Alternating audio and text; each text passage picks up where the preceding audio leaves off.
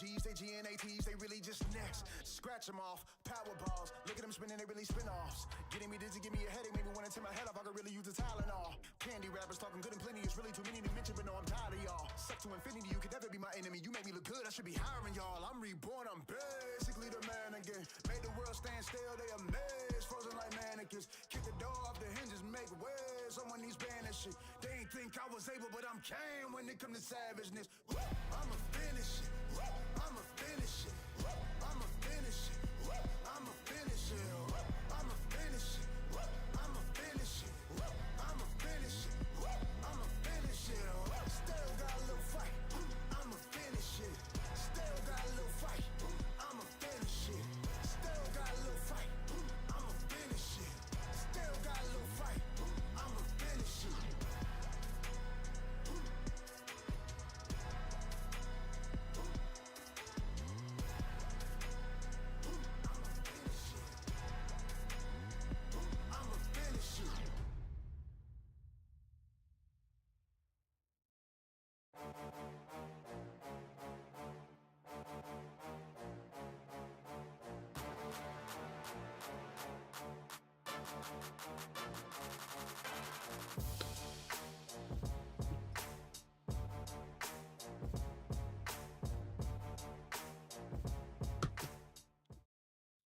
There we go. Good evening. Welcome. I'm joined by Struble for his first ever cast, which is going to be interesting to see how he fares tonight. We're gonna put you to the challenge here. But our first matchup is going to be Peachy NYEOW, they want to call it, but it's NYEOW. I mean, it's a mixture of two different sayings from two of the players, which Foggy was telling me earlier. But I mean, they're up against Diversity. Funny enough, played last night against another Peachy side who they did go down 3-1.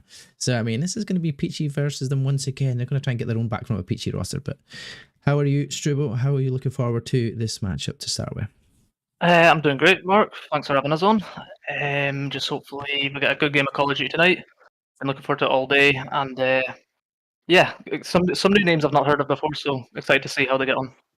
Yeah, speaking of the names, let's have a look at these rosters anyway. So you got Peachy's, going to have Foggietta, Rockheiser, Gillette, and Miss OJ. An all-female other than Foggy roster. Foggy's just going to try and lead the way as the solo alpha male in the squad. Do you think you recognise a few of them? You said that prior to this, before we went live. Who do you think stands out from them? Do you know any of them individually? Well, individually, I've heard of a couple of names. I know Foggietta being Scottish as well as myself. So, and he had also let me know earlier that he's actually won a couple of tournaments in NW2, the S&D scene. I think he's lying. Foggy doesn't win nothing. Shh. Just kidding, Foggy. Love you too. We'll see him map 2. Yeah, we'll see. We'll see if he's won map 1 first of all. Speaking of their opposition of Diversity, they have a roster of Det, Clates, Dan, and Doja Cat. Interesting setup of names. At least they're all kind of relatively small names to say. There's none of these ones that take up the majority of the screen for their names. Some people's names, there's one in our next game, by the way, that is a lot bigger than I can actually type out. So I had to reduce it a little bit because it doesn't fit in this space. So yeah, that's an interesting one. But do you know any of the guys from Diversity as it stands? I'll be honest, I haven't heard of any of them, but sometimes that's the best surprises when you're casting things like this, just to see how they get on. Yeah, exactly that. That's what I'm looking forward to. I don't really recognise any of the players individually. I've not really casted over any of the Diversity squad. Did see them, obviously, a few replays and a few highlights from last night where we'll speak about one individual, another Scottish member from that Peachy roster. That's that Wee Natty. I don't know if you know Wee Natty, but she posted on her Twitter today, or X as it is called now, but she had a 4 versus 1 ace in S&D against this roster. So, I mean, Dan and Clates and Dan and Doja Cat, I mean, they're just going to have to see if they can repay their debts in an S&D because they want to get their own back from being 4-1 up and losing out to Wee Natty. I mean, another female roster as well they're going to have to try and compete against. So it's going to be an interesting how that happens. But speaking of maps and such like and S&D and modes and stuff, we'll go on to our maps and modes of this evening. We're going to have a protocol hardpoint followed by a rewind, search and destroy, and a hacienda control for the first 3 maps of the series. After that, if we go any further, we're going to have the red card and the repeat of Hacienda, but it'll be on Search and Destroy to end out the series if we go the distance. In terms of map rotation there, any standouts from the maps there? I'm most looking forward to seeing how Rewind plays out. Obviously, recently added back in, so a lot of the teams play it very differently compared to Season 1, for example. And I'll say Hacienda as well, very mixy S&D map. Some teams prefer going to A site, some teams prefer B site, so just depends on rules and the players that they've got on the rosters. So looking forward to seeing what we got here. Yeah, let's speak about Wee Natty as well. She's in the chat just saying, let's go. Yep, exactly that. Let's go. G for goat, y'all, Shanty. How you doing? Yeah, so it is a good set of maps, actually. I'm glad to see a different set of maps on the roster. Normally, we're always seeing Protocol, which is fair enough, but a Rewind, Search and Destroy, I'm looking forward to as well. I don't think I've casted it since it's been brought back in to the play, especially on S&D, because it is quite a nice S&D map. I think it definitely favours to it because of the size and the different lanes and routes you can take.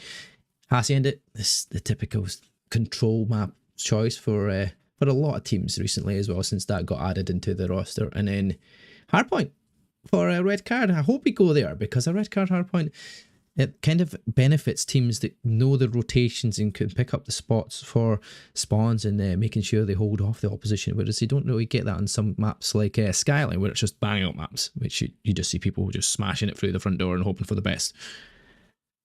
Yeah, it's quite varying with the hardpoints. Protocol hardpoint, you're looking for your subs to be your main players. Taking routes up the grannies, top trips, just getting cut-offs. Whereas hardpoint on red card, for example, your ARs are heavy on outer towards hedges and stadium side. Yeah, certainly. Well, we got the code, so we're going to get into that lobby first of all. We're going to set up all the cast or such things. And this is the worst part about it. Like, I don't know if you set up maps very often or on a regular basis, but she's trying to get team identity sorted out before people start the match, before they realise that the map can't be started because the card caster is not ready. And teams tend to want to do that a lot of the time, so we'll make sure we get that first of all. So chat away if you wish to the audience, if you wish. Strip will put you on the spot a little bit while we like I was saying, obviously quite contrasting hardpoint maps. Your S&D maps, you've got Rewind and Hacienda. It's two completely different styles of map on how you play it. You look at Rewind, for example, the street side's very open, not much cover, very AR dominant. Whereas you look at inside the bomb site, a lot of cover, a lot of small corners. Stubs are going to be getting control of there. And I find the team that has control of that A site on Rewind usually wins the map. And again, control on Hacienda. A lot of teams are playing it recently. Outer sight is a lot more, I say, easy to cap. So looking forward to seeing how that plays out. Yeah, certainly. I'm looking forward to this. The guys are all in the lobby, which is good. So the first map of Protocol Hardpoint will hopefully just get underway now that I've said to the guys in chat that we are ready to go. But they just need to make sure that Miss OJ just needs to get into her team spot, and we should be all what's ready to go. And it'll be a diversity. That'll be that team 1 squad to start off with. Don't know if that favours your spawn side, not when it comes to Hardpoint really, but on Protocol, where do you see the best kind of position to be holding, like when it comes to the hardpoint positions? I know P2 is one of the standouts, but sometimes you get hold P2 and you just get done over by 3 and 4 rotation, which is I think the more beneficial hardpoints to be making sure you have that control of. Well, I tend to find on Protocol in particular, your P2 and your P4s are your money hills. See if you can set up right and set up early. That's the most important part. P2, control a mid with ARs. You can hold it from mid-gun, top trips, and then it cuts off the spawn lane. And you just need your subs in-hill, watching outlet and tower. Whereas if you're looking at P4, if you get that rotation early, you get all 3 doorways covered, you're looking at possibly 30 to 45 seconds minimum. Yeah, definitely. That position in P4 could just be devastating. You've also got the consoles where you could hide it behind. You're pretty much head glitching every single part through that main boat side, and then you've obviously got the elevator side that you can get one person watching that side, one person watching the stairwell, and then you're pretty much sorted to get a good amount of time in P4. But I think tying that from P3, you can get a good 60 seconds, 70 seconds on that Hell's like combination between 3 and 4 if you're making the rotation early down to 4. But I think that's where people will be trying to make rotations early enough, so make sure they can get in control of that money hill, because if you're getting all that time there, you're pretty much guaranteeing yourself a win. And yeah, I'm hearing in chat that they're ready, so I'm hoping, and that means that we're going to be ready. Ready. I'm hoping that the other team's ready, and they think they are as well. They said okay, but I don't know. We're all saying ready, and they're all saying hi in game to me as well. I mean, it's interesting. I will add on that P4 hold on protocol. See a team that's got a good break off on it. You can break from big door, and you may only have 2 people watching it because they have to watch a stairwell and elevator. Do you know what I mean? It's very hard to defend with just 2 A's if you time it well. Yeah, definitely. Right, well, we'll get to see who can time everything well here as we go into map number 1 here over on Protocol. Both sides looking to get a good start and look to push their way. Well, that's the best start we can ever ask for. And that means a reset of the lobby, I'm afraid. But this is Call of Duty. This is why I'm like, oh, we're only here for 2 series. It shouldn't be too bad. But in the grand scheme of things, it ends up working out longer than you want it to be, just because of that. But hopefully, they get themselves quickly organised. I don't know what the issue was, but maybe somebody's set up the lobby a little bit wrong, and a few settings not in the right place. But or somebody's ping's about 175, and they don't want to do that. That'll be time torching for mental games. Yeah, been there, done that.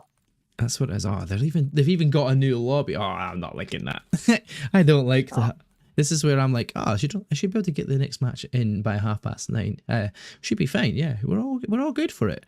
It's not like we're on a tight schedule. There's nothing like that. An hour and a half to do a series, best of 5, easy peasy, right? And then this happens, and you're like, maybe as long as it doesn't happen too often, we should be good. Coffee and Red Bulls.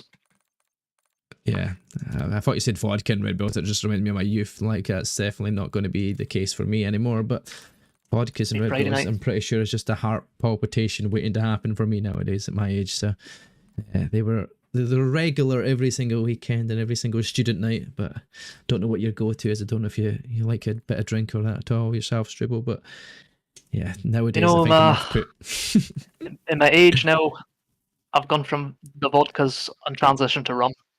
Oh, nice. Any favourite rum then of choice? Oh, quite standard. Just like a Morgan's. Just a wee Morgan's spiced, eh? Morgan's spiced.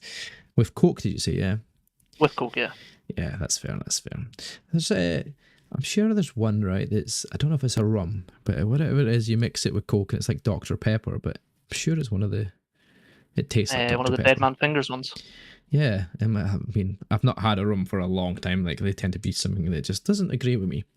But I've gone off everything because of just drinking all the time with rugby, and it's just too much. Like, I go out and have like 1 or 2, and I'm like, right, I'm gassy. I'm just getting a bit of a gut. I can't be taking this anymore. I'm like, oh, what do you do from there? I mean, you start getting old, and you just don't enjoy drinking, and you go out to drink, and it's just full of youths that are clearly still under 18, but it feels like they're not. But I remember be doing that myself, so I mean, I can't really complain about it, but it's just the way it goes, eh? I've been there, mate. What age are you now, Strabo? For my sins, I'm 27 now. Oh, 27, eh? You're almost at 30, mate. That's when it gets downhill. Honest. Don't remind me, it's closer to 50 than 0. This is what I keep saying. Oh god, it's like what I said to people in work the other day, and they're like, "Shut up, eh?" I'm like, "I'm almost. I'm closer to half of my life than I am close to my childhood." So it's not nice. They're like, "What? Doesn't even make sense." It's like, it does. It's like, what, I'm not going to live to 50, like 100. So clearly, I'm well over that now. Like 60. I'm 35 now, so 70 is like half of my age, right? So I'm half 70. So past retirement age, you know, halfway to retirement, thankfully. That's the positive. I can look at it in a way, but I don't see my retirement being 70. It might be even later than that, and it's the way that things are going. The way it's going, mate. I mean, we might be retired by the time the game starts at this point in time at Protocol, but I mean, maybe there will be a quick restart, a wee quick get together. I can't even send us to like a replay Beer It Back screen because there hasn't been any match to replay yet. There's nothing to do. I mean, where would they get a reset? I don't know if somebody's resetting their whole computer on PC because one team's in and one team isn't. So maybe Foggy and the Peachy side are just trying to regain, I don't know, maybe valuable effort on their PC and hope for the best. But I actually think I have a be right. I'm going to put a be right back screen on for a second to see what happens. See what it looks like. I can't actually remember. I've not. Oh, there we go. There.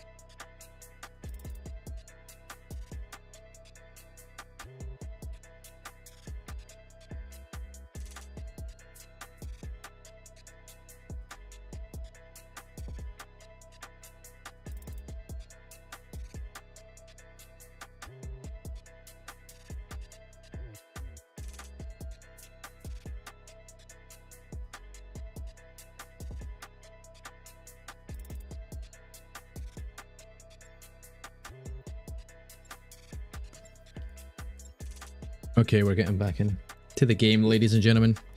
We're going to swing you straight towards that gameplay. Hopefully this time it works out. We don't have to see a repeat of what's going on. We don't see that big draw sign come up on your screen as our beautiful map of Protocol. Although, I think I've seen too many Protocol matches recently. I'd like to see something a little bit different now and then.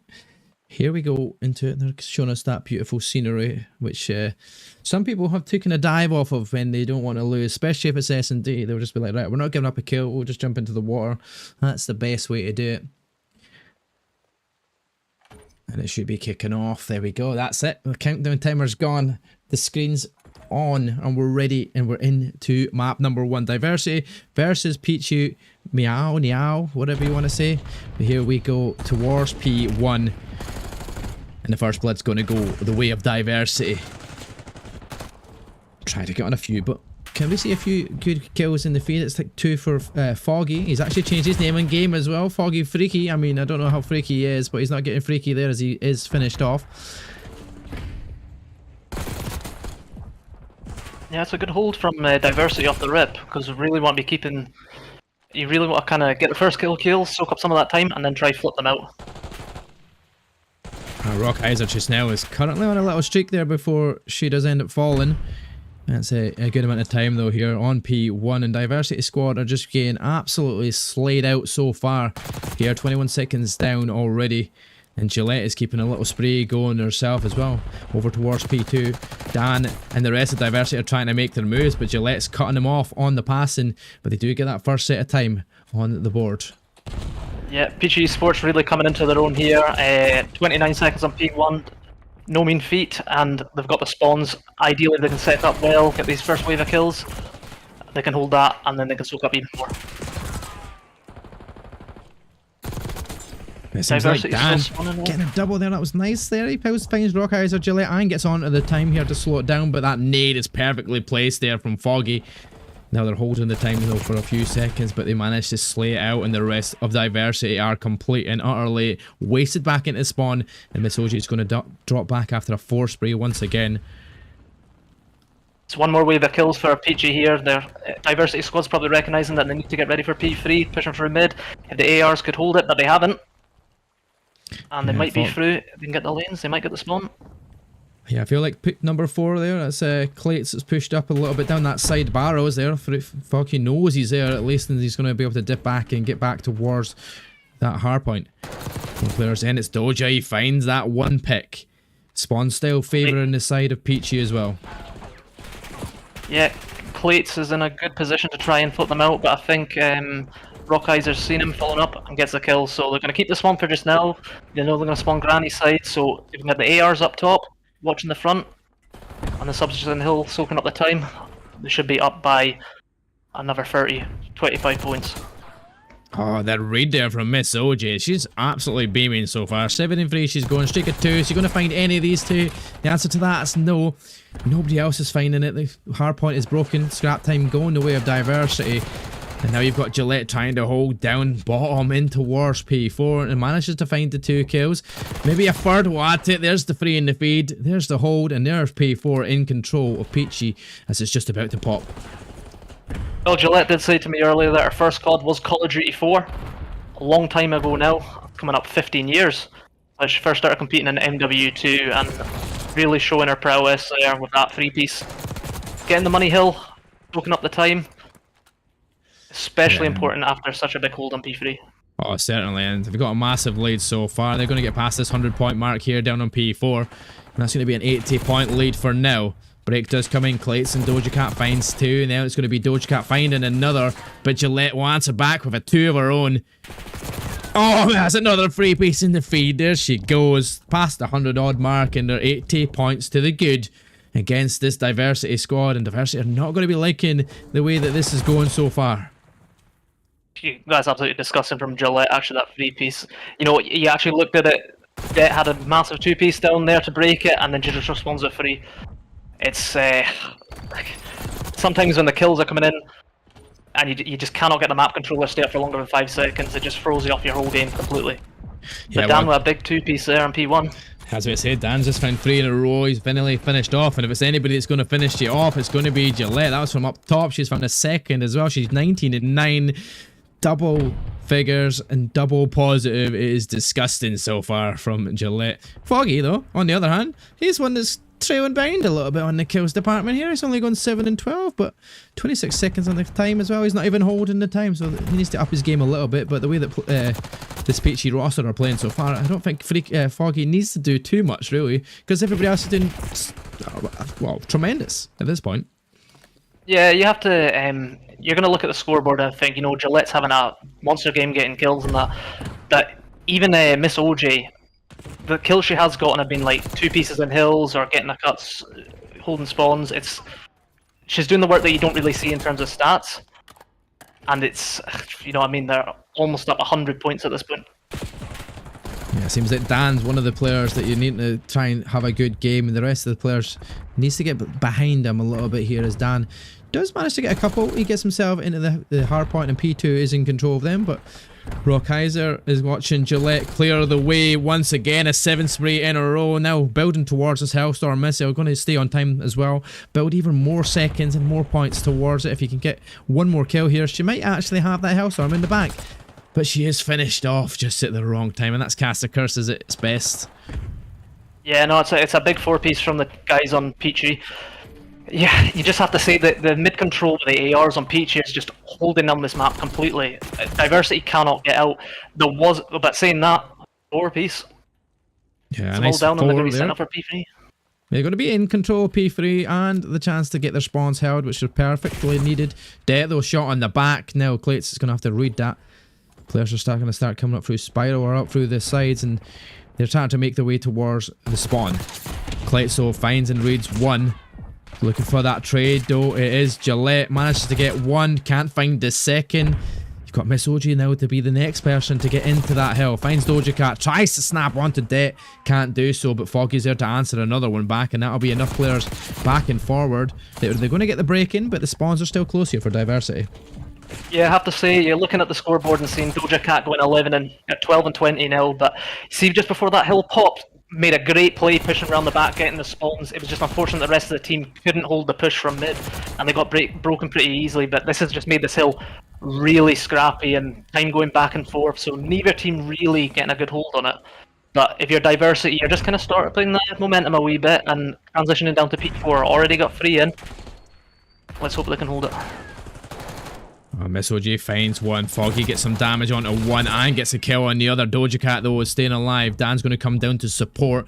They're going to have hold in this time here, and Peachy are going to have to try and break in through that boat side. There's one. Dan finds one at least. Can he turn and snap onto the next and keep the spree going as Doja Cat and 3-piece once again in the feed? This is going to turn the game right on its head and back to almost an even game here. If they get this whole 40 seconds, they're back in this. And it didn't look like that was going to be the case the way that this game had started off. But Dan, again, building more streaks as well. There's 4 in a row. Building towards that Hellstorm. And everybody is just going blue in the feed for now. Yeah, you have to say they've taken a wee bit to warm up, but it's a right even game now. If they get all this time, you know, almost a tie.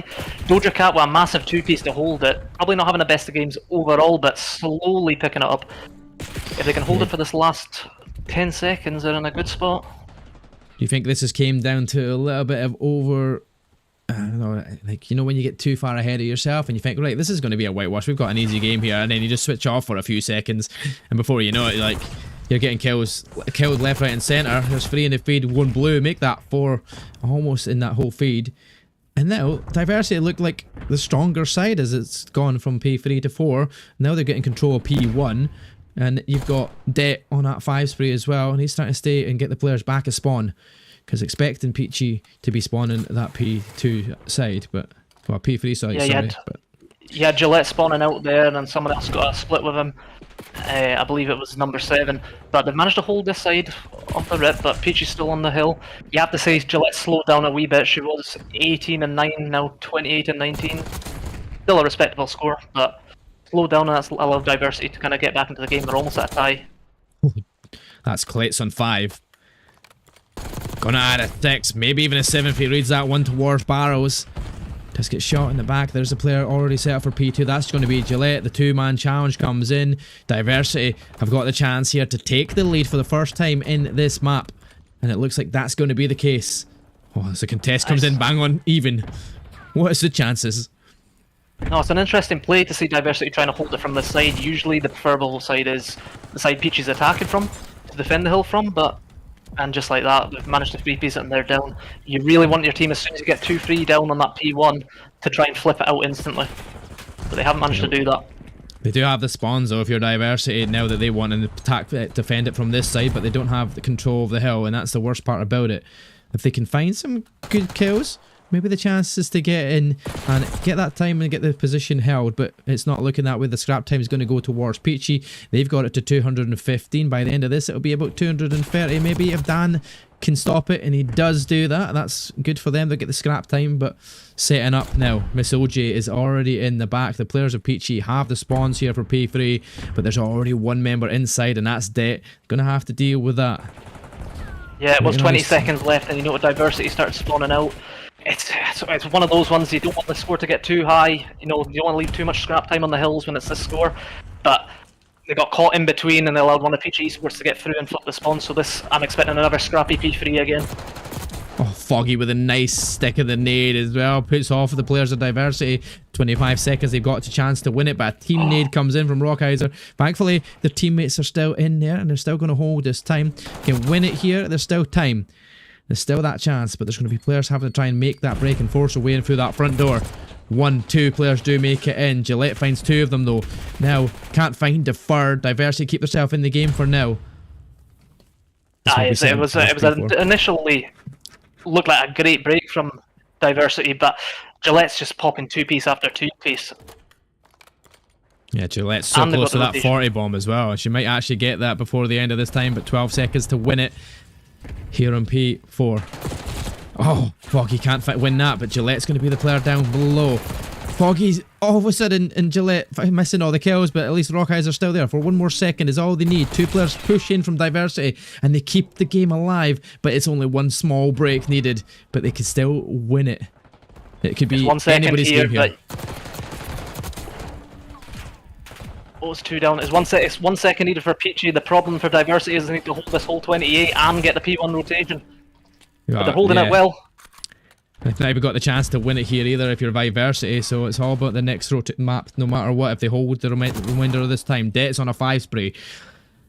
Have we got time to win it? No, they definitely don't, right? No, definitely not. Peachy Esports, you're going to have to... Oh, but they've got a streak in. Peachy Esports need to be on hill. They need 1 second. Oh, he's team killed! Oh, he's team killed and he's killed Miss OG, but the time is there. Contest is on. Rockheiser, you need this kill here. Doja Cat comes to challenge you. There's the kill, there's the done, and there we go. Map number 1 is closer than I was expecting it to even go, the way that it started off. Peachy were looking so dominant, and all of a sudden, the game was flipped around and Diversity got themselves back into it, finding little bits here and there where they needed to, little bits of scrap time, and then building towards it, got it within the chance of winning it on P1 here. And it's not normally you'll see it end on P1 like that unless it's a close game, just like that one was. Yeah, no, Diversity did really well to actually chain that P3 into P4.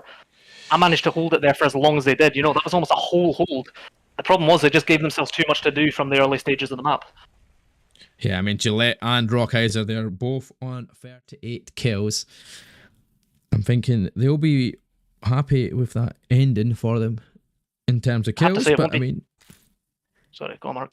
In terms of how the game went in the end, I think you'd be a bit like, oh god, guys, we almost lost that. Like, yes, you've won it, but it was a bit squeaky bum time, I can't lie. Especially with that Hellstorm missile coming in as well. Yeah, you're not going to really get the plaudits for Doja Cat going 19 and 36 on the losing side. They see the amount of actual kills that were important for their team. Or for their team, sorry. You can't understate it. You just want a bit more of an AR presence in the middle of the map. And they just left themselves too much to do. P2, they must have only got maybe 10, 20 seconds max. Yeah, probably something along them lines. It wasn't as much as they were wanting, but I mean... You might get a bit of confidence after that because you started to heat up during that match, right, or if you're Diversity. So you're going into a little bit of a slower match, a little bit of a slower down S&D where it's just your life that matters, right? So every individual round counts. Now they're going to go and slow the pace down. Hopefully this actually works in the favour for Diversity if they want to get themselves back in this series, as we are heading towards that rewind map. Like we said, it's a bigger map than we're used to seeing on some things like Skyline, S&D and such like. But I think it plays great for a little slower pace S&D round, and it might work for the guys of Diversity as they look to get the picks. And we'll head into that match right now. No, well, that's not the match, Mark. That is the replay system because we were an idiot and I was forgotten where we were on. But there we go. I don't know if they switched sides. I think they kept the same host, so I think we should be good for this already. And raring to go. Screens on, we're gone, and it is map number 1 in favour of Peachy. But we're going to map 2 now here on Rewind. Who's going to get that first blood? Rockheiser uses it with that car on towards Doja Cat, gives himself the advantage in the defensive side. Yeah, no, it's a great first spawn nade. Like, you see, if you just get a kill off the first 5 seconds of an S&D round, you shouldn't really be losing it if you play it fundamentally correctly.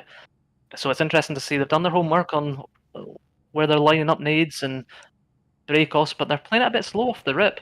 Just kind of holding B Street and getting another pick there as well. Wow, they get 2 picks there, and the final member is going to be Gillette. It will be finished off.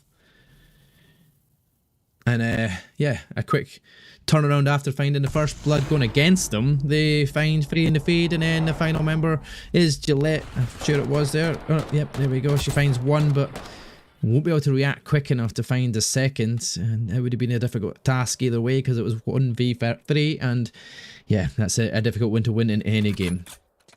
Yeah, when we're talking about S&D, especially on this map here, the diversity was so compact, ready for trades, whereas you looked at Peachy, the kill feed, you'll notice that if there's a space between 10-20 seconds between kills, oh my word, wow!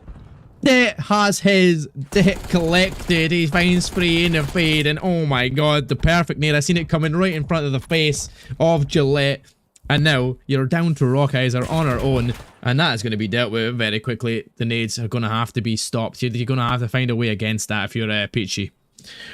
That's 4 kills for Det, and he's not even had to shoot a bullet.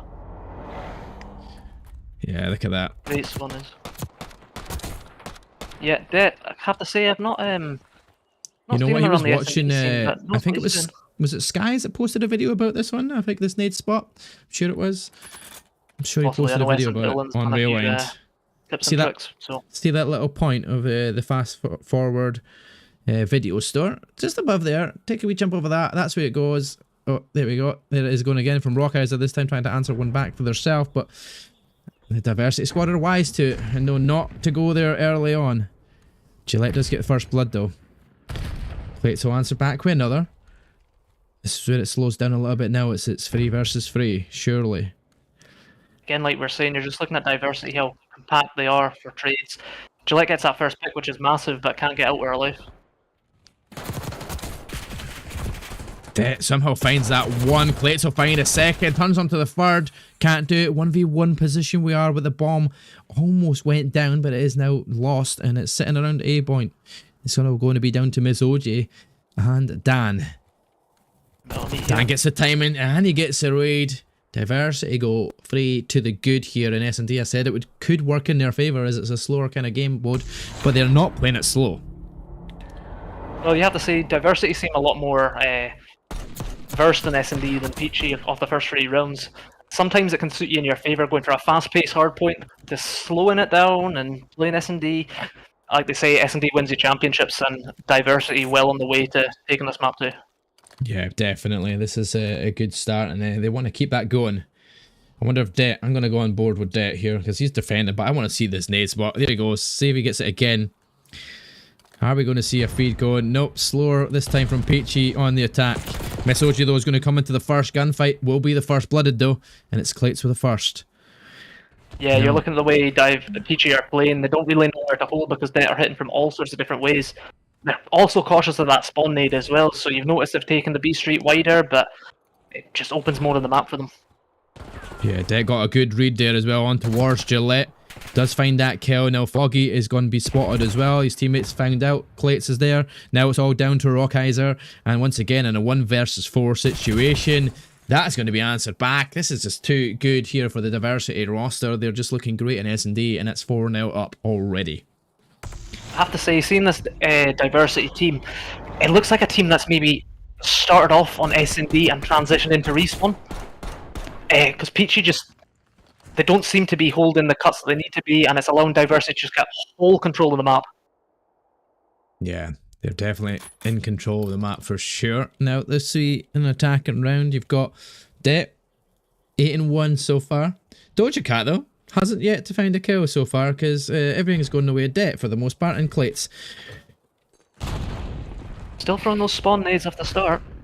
You have to say it plays in the mind, so certain players are going to be taking different routes, but it's a big first kill from Gillette. Oh, two-piece! Yep, that's it. That's the opening that you need, Peachy, to get yourself back in this S&D. You're 4-0 down, but you find 2 kills in that 5th round. Is this the chance to bring the comeback here?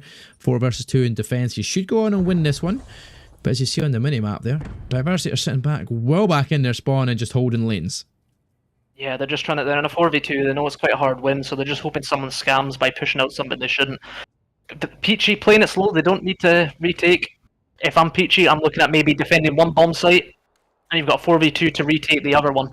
So you're close for trades, but then if the other bomb site goes down, the 2 players have got too much to cover for 4 players. So. Yeah, the problem as well is the bomb is down over towards A, so they have to find a Regen, but they do spot a player. They drop back a little bit, and the Peachy guys start to make rotations and movements around to try and get an angle onto that member, but 21 seconds to play it. They're not wanting to give up their death or their lives here, because it's going to turn on to OG. Times of 1. Gillette's in the corner. Gillette's getting the 3rd kill. No. Gillette's got a chance for the... Oh, I was going to say it the ace, but it's not going to happen. Dan will wipe her out, and now there's no time for the bomb, so it don't matter now, but Peachy will get a round on the board, and I've just went to thanks for watching, ending screen, ladies and gentlemen. I'm sorry, I've just missed most of that there, but fat fingered the wrong button on ending when I went to push replay. There we go, 4-1. Yeah, no, you have to say, as good as Det's been with his nades, Gillette's been popping 2 pieces, gun skill, best in the lobby so far that I've seen. You need to give me a wee heads up if you see me going onto an ending screen, just for the heads up, because I was too locked in on my own screen at that point in time. Just in Gillette case. was got the sub in hand just now. Says she's usually an AR flex, but going well for her just now. Oh, Clates finds 2 pieces, answered back with a response there. Dan now 2 versus 2 scenario we're in here, and it's all about finding the players where they made that rotation. The bomb went down, so you can see on the screen Gillette's going to regather that and look to go towards that A8 bomb site. However, that's some good angles there, getting shot at there from the bomb site. And Problem for Peachy Esports is they're very spaced out just now, whereas you're looking at Diversity, they're close together, can trade. If they get a pick on number 5 that's planting, Miss OJ's in no position to trade it. Yeah, it's very true, and Dan might actually get the timing here, but it depends on who goes where first. It's a predictable corner, but hasn't decided to check it. Gunfights go the way of Det though. Now, Gillette. Last one alive. Moving away from that corner, but it's going to get pinched here completely. Clates will be the next one to find it. Well, it says Clates, but it was actually Dan.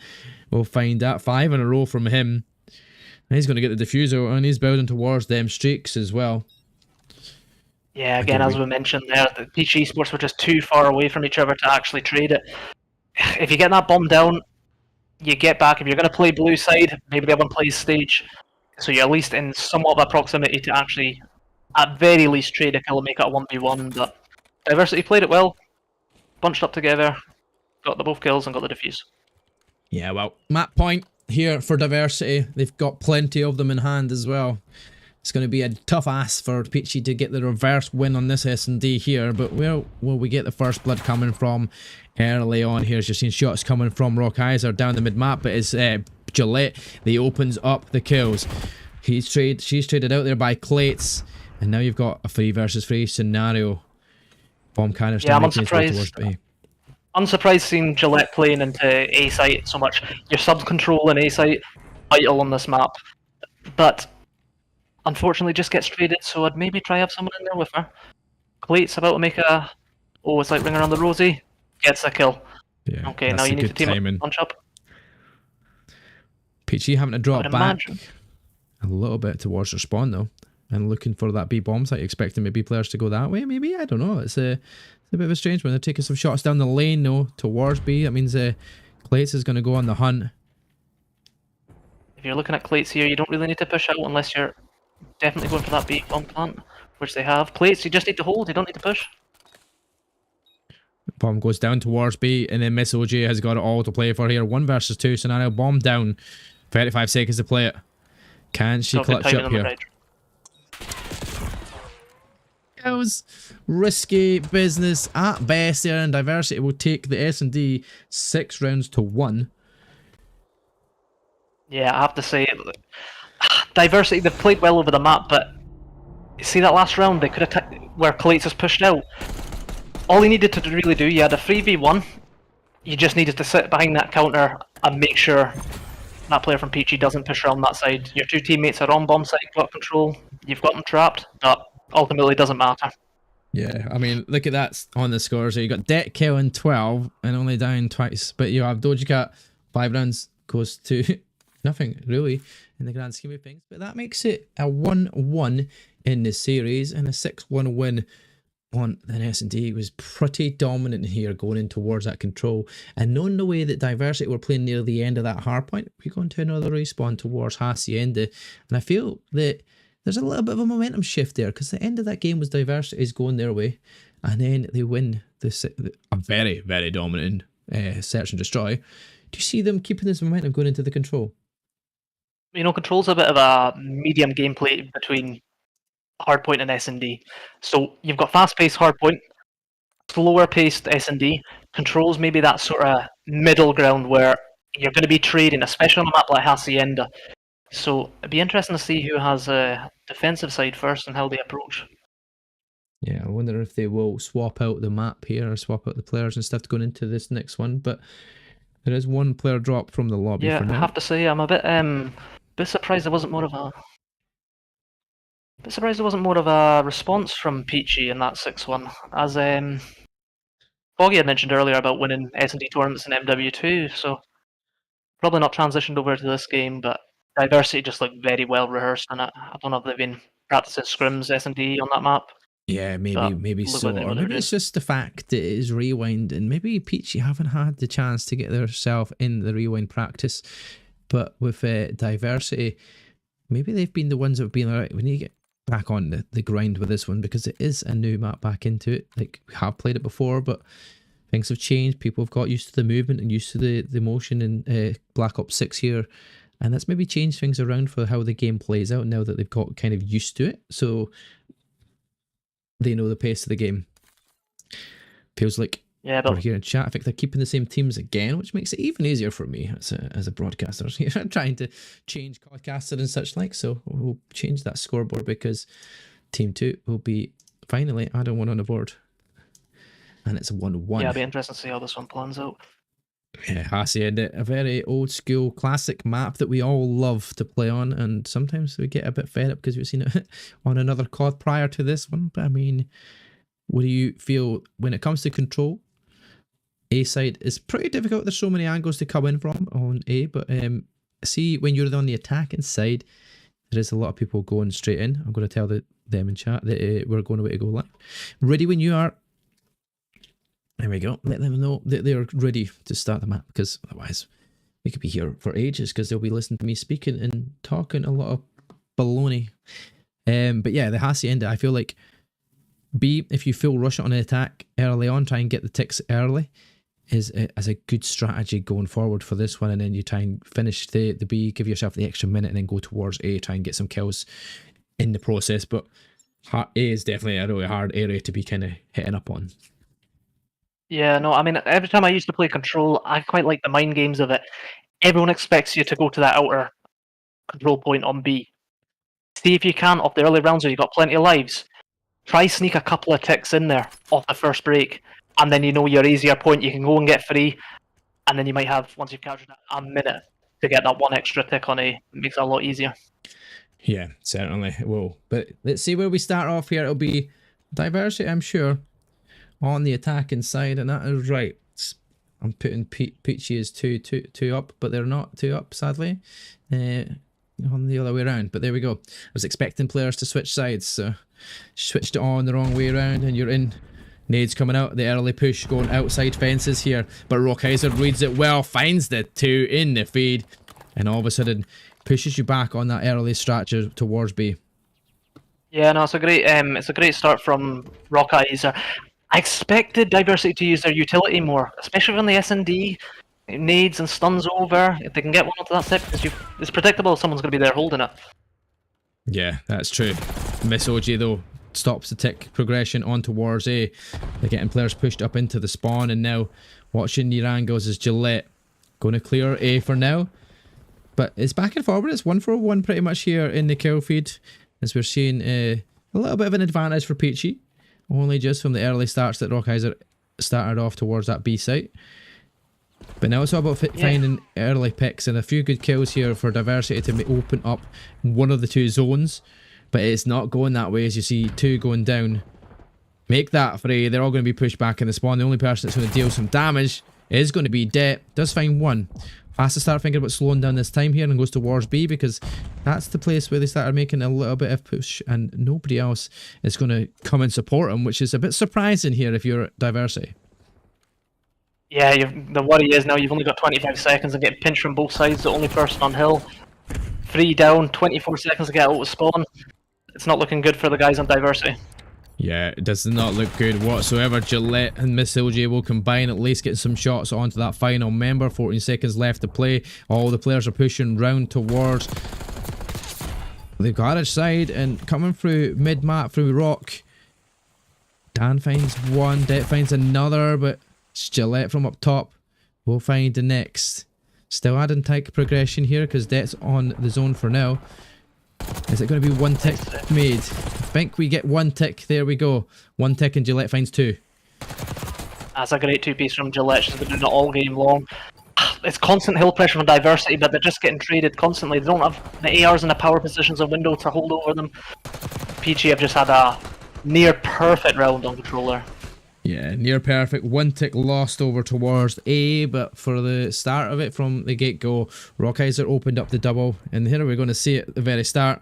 There's the quick two-piece. Dan and Doja Cat both go over the same heady and both fall to that Ames. A sprinkled Ames suppressor and such. Oh, interesting vibe. Is that a suppressor on it? Hold up. No, I don't think so. That's what it looked like on that picture. Looked all pretty.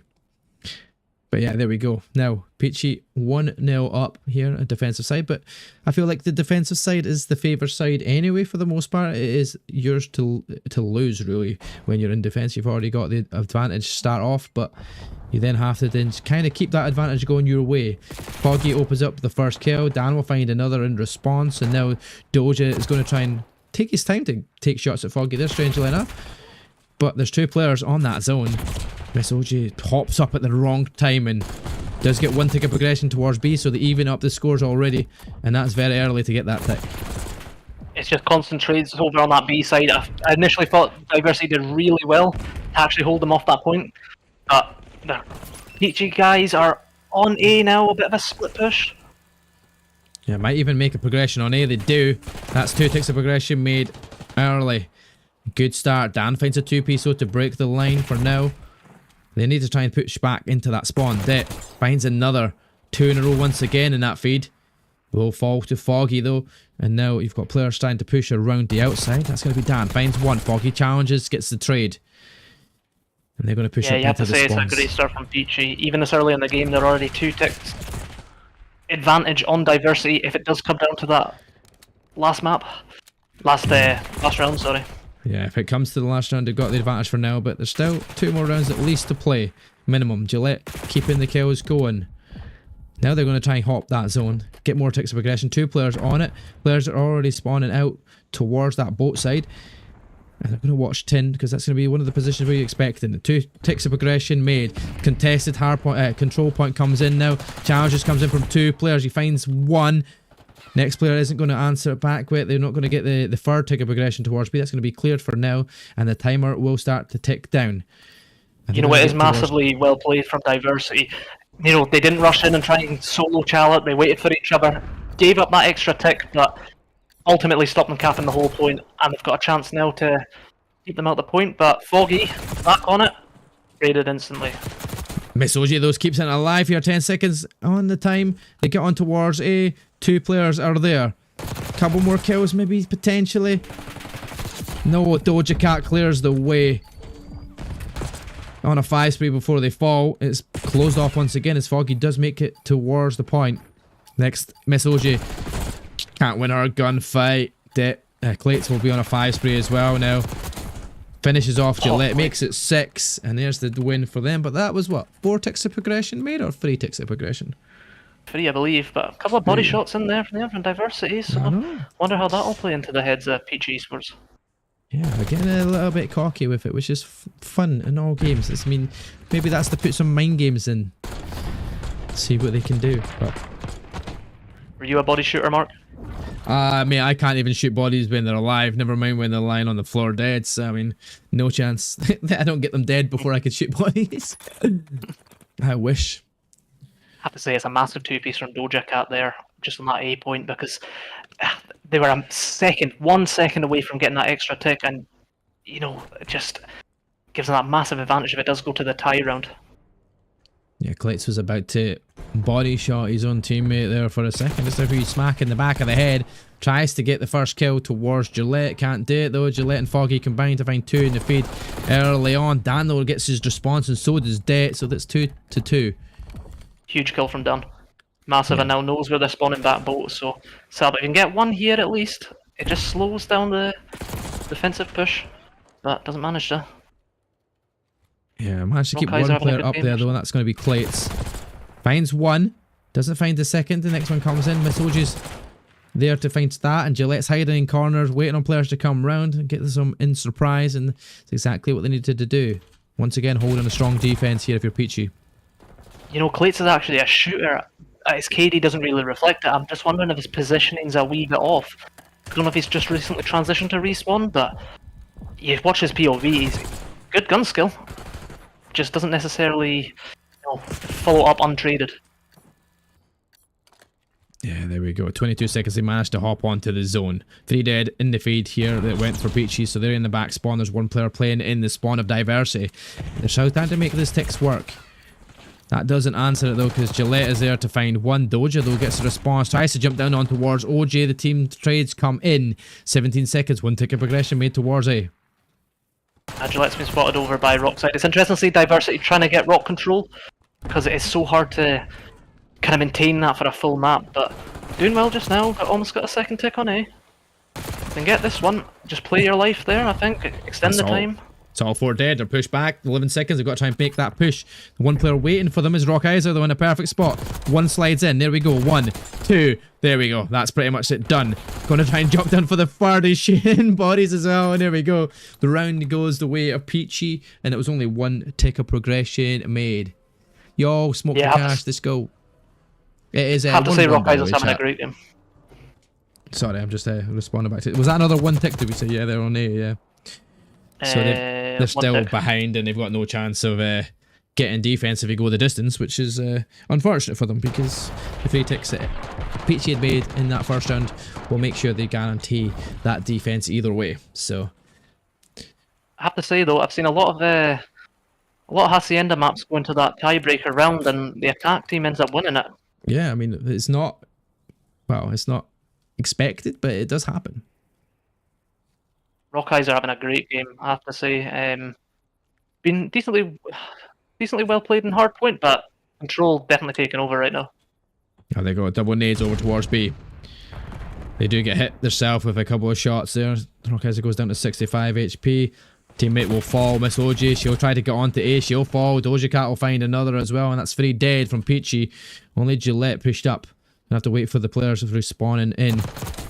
Just managed to find 1 pick though. She jumps out and finds Doja Cat. I'm sure players will start to go on the hunt for her, but OJ is pushing up in towards office, getting the spawners from Diversity. Yeah, they managed to regain the map control quite well. They really managed to regain it quite well, because you see that first 3 down, every free kill, all the deaths were from them just sprinting forward, opposed to actually posting up in a position, waiting for the kills on Diversity, and then pushing onto point. But they're on the tick here. Yeah, there we go. 1 tick of progression. There's 2 players on the zone, and Rockizer's just on the edge as well, so that's going to be 3 players. Going to be finished off in a second. Rockizer's trying to add the answer, but Gillette, it's 3 dead. Is going to have to find an answer back here, but don't think she can here. They will be wiped off, but the chance to flood it all the way through towards the A site now. as everybody else is looking towards B. Focus doesn't see Foggy to his left hand side as Dan. Mesoji will find Doja Cat, and now Foggy's looking for the players in the back respawn. Yeah, complimented Rock Eyes there before, but someone we've not really mentioned much about, Miss OJ, 22 and 17 here. 2 ticks as well, not doing herself any harm. Yeah. Oh, Foggy gets unlucky with the timing of that nade. Teammate will fall as well, and Dan's getting 2. That's the perfect 2 that you need to stop that tick of progression made. Yeah, it's massive to have flat control there. Just for that B point, and it's an easy transition. You see, once you get them off B, you can so quickly transition to the window or, get the mid cut. Yeah, they've got the man advantage at the moment here if you're Peachy. Foggy will decide to hop the zone just because he needs to start stopping that time. 17 seconds, the contest comes in. 2 players are there. Clates will get 2 piece, and all of a sudden, Peachy are in a difficult spot. Trying to find some kills here in the way. And there's Gillette finding the 2 piece that maybe seals the deal here, as all 3 players will hop that A zone, and that progression is going to go up so quickly here, and they've only got 1 more tick on B to take. Yeah, you just have to say Gillette's having a phenomenal game, even though the KD doesn't really show it, but 6 OBJ caps and just getting all the cuts. But it's a massive clearance from Diversity. If they can post up to stop this wave of 5 seconds. I don't think they even get there in time. Yes, they do. Foggy's on. Contest is in. Gillette falls. Det finds the 2, and it's going to go to that round 5. But we know Diversity will be the attackers this time out. A solid defense round for every single Peachy defense. So can they continue on their 3rd defensive round? Yeah, you have to say Peachy looked like they had that in the bag for a wee bit. But that momentum just going to Diversity. Peachy might be thinking, oh, we had that. And then they're going in, having to defend. And like I said, you see that many times in these tiebreaker rounds on Hacienda where the attacking team wins it. You just never know, Mark. Yeah, you just never know. I mean, Det had a couple of good 2 pieces there to seal the deal here and get players off the zone. So did Clates, and that's kind of what kept himself from losing that round there and making it a 3-1 in favour of Peachy. But they've got another opportunity here, but they have to do something that they haven't done yet, and that is capture every single zone. A and B. They've only managed to succumb to 2 ticks of progression through 2 rounds. But they have 2 man on the A zone already. 1 tick of progression about to make its way, but there we go. Foggy finishes off the player, and they're going to start closing down that time maybe, or they're just going to push back up into that spawn. The big kill from Det up top just stops that push, getting them in the spawn trap, and Clates has already pushed up. Going to find one on the back. Okay, dropping down onto point, interesting, but recognising someone's just spawned up. Yeah, finds well played, Clates. Well played, Clates there. Nose to the spawns towards that boathouse. Bit more map control from Diversity now, though. Oh, 3 down. I hate this codcaster because the numbers are all wrong, so I'm pushing number 3 and it's actually number 2, and it's a pain in the backside. I'm looking at the map and trying to follow the numbers. Sometimes it's not the easiest, but there we go. Peachy looking solid once again as their defensive round is looking to finish this off and seal the deal here in the control. Yeah, you're on the side. Imagine you're on the side of Diversity right now, Mark. What are you saying to the team? Are you sticking out with B, or do you think you transition over to A? I mean, you've only got 1 member there. You've got the rest of your players pushed out into spawn. It looks like A transition is going to have to go in because everybody's going to start making their way towards B, and that's exactly what they're starting to do here. Clates is on top flat here, over towards this open side, but they're not looking to hop on the zone. At least 1 player does go on. 30 seconds still left, but only 1 player on that zone. It's going to take a long time to get that tick progression made, but they're obviously looking for finding kills as well. Foggy finds 1 in the trades are done. I feel like that's it. 3 down. 3 down, though. Miss OG is there though. Miss OG is managing to stop the time for now for a second. The respawns are coming in quite quickly and quite aggressively here. Gillette just waiting her time. Teammates will get there. 1 kill goes their way. 2 ticks of progression made towards A. Stop for now, but not for long. Or is Gillette going to let them get it? Nobody's challenging. The A is secured. An extra minute's added. They've got 1 minute and 17 and it's 11 versus 11. It could go down to kills. At this point, we've got B all needed but secure. 3 ticks needed, and that'll be the win for Diversity. And it's the attacker now that we said they need to have. Yeah, but Diversity are spawning closer to the point right now. But it's a big kick for OJ. Det just getting the cut. If I'm Det, I'm going to try get under bottom office and try get up top. Reads it out well though. Yeah, Det's finding some good kills there. Gillette finds Doja Cat. 44 seconds though. They've got to watch their lives here. If you're Diversity, you're down to 5. 3 in the feed. Favours the Peachy side. One player making their way around the back here is Clay. It's looking to try and seal the deal here, but the rest of the Peachy are looking for the spawners. Every single one watching different angles and not looking towards mid-cut. Gillette tries to do it. It was a bit shaky. 2 dead in the feed. They're going to be able to get on towards B, and this might catch out Peachy. This is going to be Foggy having to do something big here, or else they could lose this round. Foggy's massive right now. He just needs to get this kill on point. Play the life. I hope his teammates can come. Oh, that's 3 it. down. I think that's it, Mark. One more life left. It's going to be Det, and Det's going to have to find all 4 wipe and try and get 2 ticks of aggression over towards B. I pretty much say that is very much not going to happen. He does get onto the zone to capture it though, but it's going to be a chase around the fences, and it will go the way of Peachy.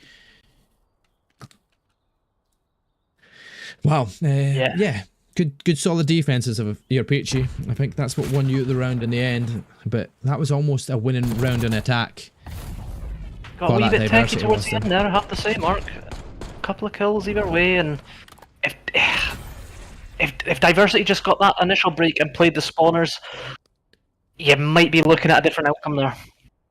Yeah, you're right. I'm pretty sure that could have been a slightly bit of a change. Rockheiser as well, once again, having another splendid round. 30 kills as well, and Miss OG finding 30 kills in that for the side of Peachy.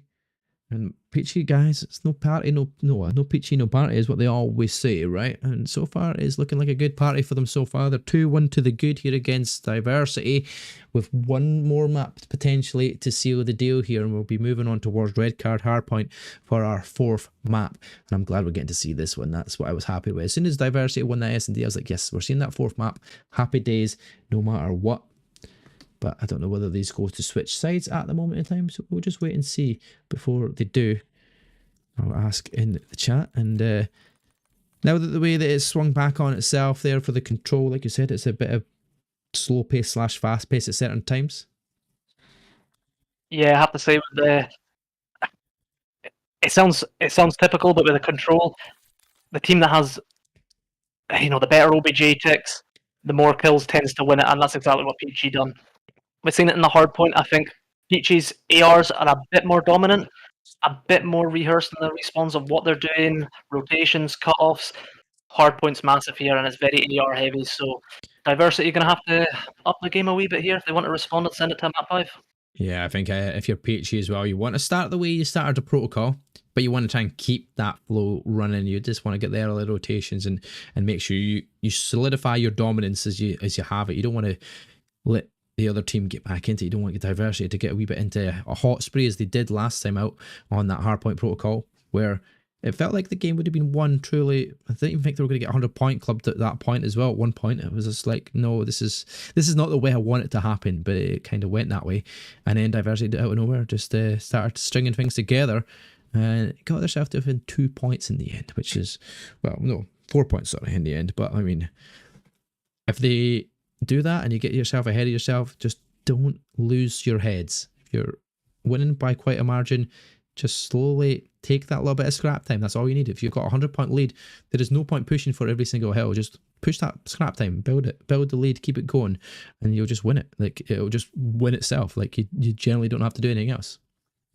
Yeah, that map one, it kind of seemed to look like Peachy had shot a few more bots before the game actually started, and as Diversity warmed up and grew into the game a bit more, take the map 2, a bit of a slamming to be honest, and then control, defense just wins every single round, so sometimes it's the luck of the draw, but Red Card, different pacing map, I've mentioned it before, Hedge's control is massive for the ARs, and Diversity's ARs really need to step up here.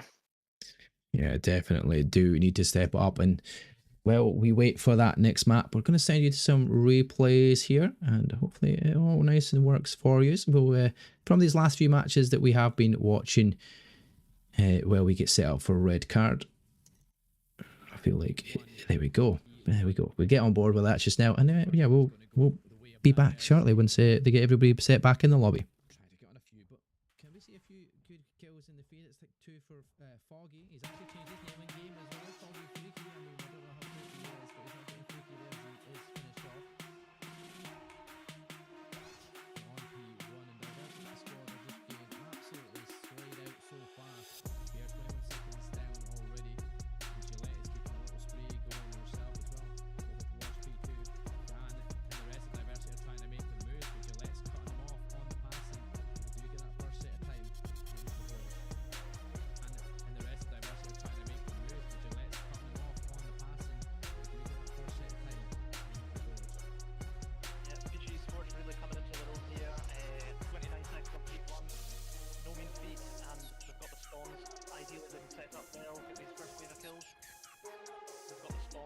ideally they can set up well, get these first wave of kills. The first death's going to go the way of diversity. Kills in the Phoenix, 2 first Foggy, 1. The first death's going to go the way of diversity. Can you see a few good kills in the Phoenix? Foggy, he's actually changed his name in game as well. Foggy, seems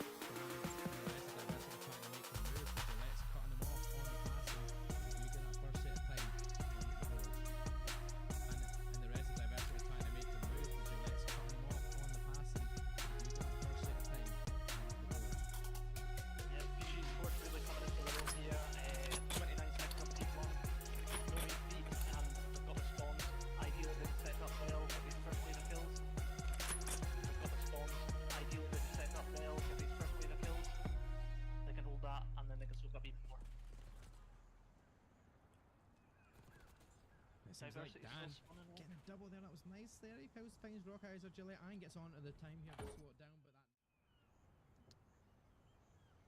that... Here we go. We're back, and it is map number 4. It is red card, and we are on the hard point. Peachy looking to close it and seal the deal here after a good strong win on control. It was 3-2, but their defense was just so strong to keep it going. And now here we're going to look to see if they can do something different here. We're going to swap between that G view because Dan is going to be picked off. Couple of kills going the way of Peachy, and they're in control of P1 to start with for a second or two, but P1 is just too dicey to be holding too much time at the start. It's just about controlling for P2. Yeah, as I mentioned earlier, obviously outer control by Hedges is massive, especially on this first few points. Peachy just seem a bit more versed in the respawns and what they need to hold, and it's showing in the score, but Diversity got into the hill and taking the lead here. I have to say, if you're Peachy Esports, you're thinking, we really need to win this map, because Diversity were quite dominant on the S&D if it goes map 5. Yeah, that is definitely the truest thing you've ever said here so far, considering it was a 6-1 strong domination in the S&D, and it didn't look like Peachy could even answer back. It was lucky enough to get them around in it. I thought maybe they swing things around, but it didn't. It was just a domination from S&D, so they want to keep sure they're in control, but they've lost the spawns already. Gillette's on a 5 spree though until the nade will pick them off, and that's Clate's clearing away. Another nade coming in, back and forward, checkerboard kill feed, as it's only going to be in control here of Diversity for now, but they've got the closer side spawns and they're going to be able to get in control for a little bit longer here, as Gillette is still continuing to go on little sprays of her own. Yeah, it sometimes just plays in your mind a wee bit. I think if you know you're going that map 5 and you've lost the S&D quite heavily, it plays in your mind that, oh, we need to win this. Your decisions start not being as great, but Diversity got a bit of a split spawn here. It's a massive route from Doja Cat trying to get the close spawn for P3. Might just get it if he gets a kill. Well, they've got a good amount of scrap time on that one there as well, so they've got 47 to 16 lead, and they've got that spawns that are close by here if you're Diversity. I don't know if I like that spawn zone. Foggy will read that, finds one. Looking at the angles though, it's going to be Miss OG that'll find Clates, headshots there, but 2 players answer back for Diversity. Now there's only 1 player on the site, and it's going to be Dan trying to take out OG on the outskirts, and if they can finish OG off here as well, this could be the break that they need to get inside the hard point. But once again, checkerboard kill feed. Dan with a pistol will clear the way.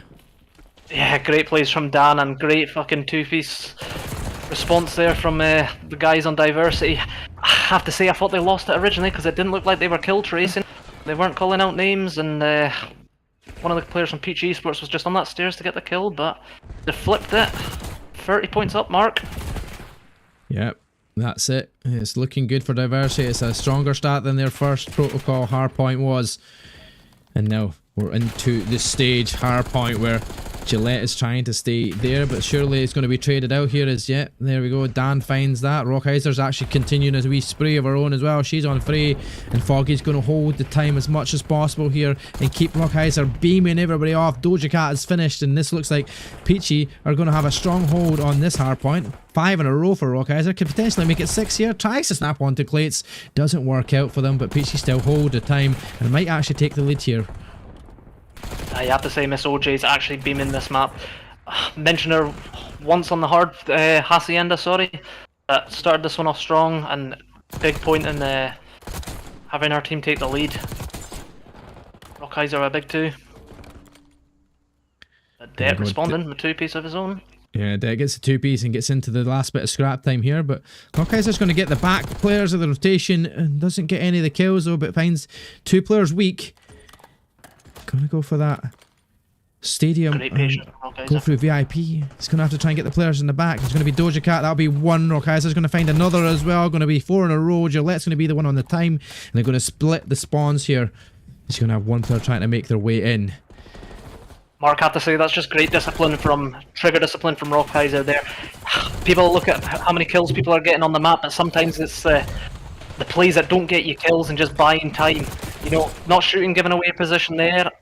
Managed to get in the back, get a 2-piece and get favourable spawn, but ultimately, Det managed to soak up hill time and Det's got the Hellstorm. I mean, she just went under the radar. 9 in a row. Make that 10! Oh. Turn around! Wow! We missed it for so long. We get the final couple of kills from him. He gets the Hellstorm missile and he gets the 10-piece. I mean, I've never even seen it coming. Fuck yeah, you have to say, if I got that last kill there, it would definitely be in the montage. Might even still be in there with the streak that he's on, but single-handedly keeping his team in this one here. Although I have to say, Dan's having a good game himself. Yeah, Dan's 11 and 14. Still a bit negative there, but Det was having a good wee row of it. 10 in a row without falling is quite a considerable margin, because he would have been down, actually in negative at that point in time before that even started. So that just shows what a little spree like that can do to your KD. Not that it's about KD, it's about teamwork here. And so far, Peachy are getting the trades back and forward, and P1 has just been a scrappy affair. You know, for how much they're actually getting outslayed by the guys on Peachy, the score being 10 up is actually quite crucial.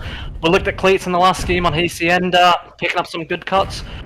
But right now he's got as many debts as, well, just less than Miss OJ and Rockheiser have kills. Yeah, I mean... Oh, there we go. Clates finds Gillette now. Looking towards P2 setup here. You've got Det watching through P1 cross. And you've got Clates was trying to make a wee route here to try and stop the Peachy push, but it wasn't to no avail. Foggy finds 1. Nope, he doesn't. It's going to be Doja Cat instead. Dan finds a 2nd in a row. That's 3 dead in the feed. And Diversity are keeping control of this hard point for now.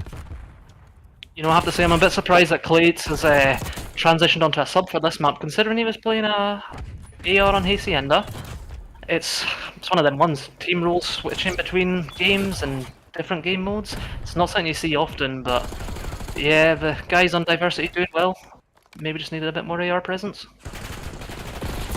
Oh, that's not fine. They're getting loads of kills here if you're Peachy, but they're not getting the time. It's great amount of kills, but not onto the zone, not onto the position. They're getting the breaks, and they're down by at least 24 points here. It's going to be even more by the end. A bit of scrap time here, but making that rotation, it's going to be Foggy, but he goes on top of the buses right in the open, and he's sought out for Dan, and now it's going to be 1 member there in the back. Doesn't stay alive for long enough, and now it's going to be all down to Clates trying to find the players back from that spawn inside back garages. But you know, that play from Foggy jumping up on top of the fire truck. I think it was a good read initially, knowing that one's going to be spawning low, but somehow forgetting to hill trace and knowing that those guys going to be behind her as well. Yeah, Gillette finds a couple there, gets a break inside the hard point. 30 seconds still to play at the back. Spawn's now going towards Diversity. Miss OJ finds 1, Rockheiser finds another, and now it looks like more time going the way of Peachy here. If they can read the remainder members and try and keep on to this time. It's going to be having to make a rotation now though, and that's going to be 14 seconds of scrap time. Challenge for Diversity, they'll make sure they get that, and that's exactly what I says needs to happen sometimes when you've got a good lead, but it's not a massive lead here for Diversity, so the scrap time will help towards it and build a wee bit more of a lead. But Going towards stage where Peachy held their own the whole time last time out. For a majority of that time they got them back into the game. They found people back and forward traded in the feed, and it looks like Diversity are going to be there first, and they're going to be set up ready for it. Yeah, we're seeing Miss OJ slow down a wee bit, and she was such a crucial part in holding that P3, and Diversity have just gotten control. If you're the guys in Diversity now, you're thinking just make it scrappy, get the scrap times, and we'll win this map. We've seen this before, Mark, as I mentioned before earlier. There might be in the minds of the Peachy guys going to an S&D map 5, need to win this hard point. And, yeah, well, Diversity looking strong.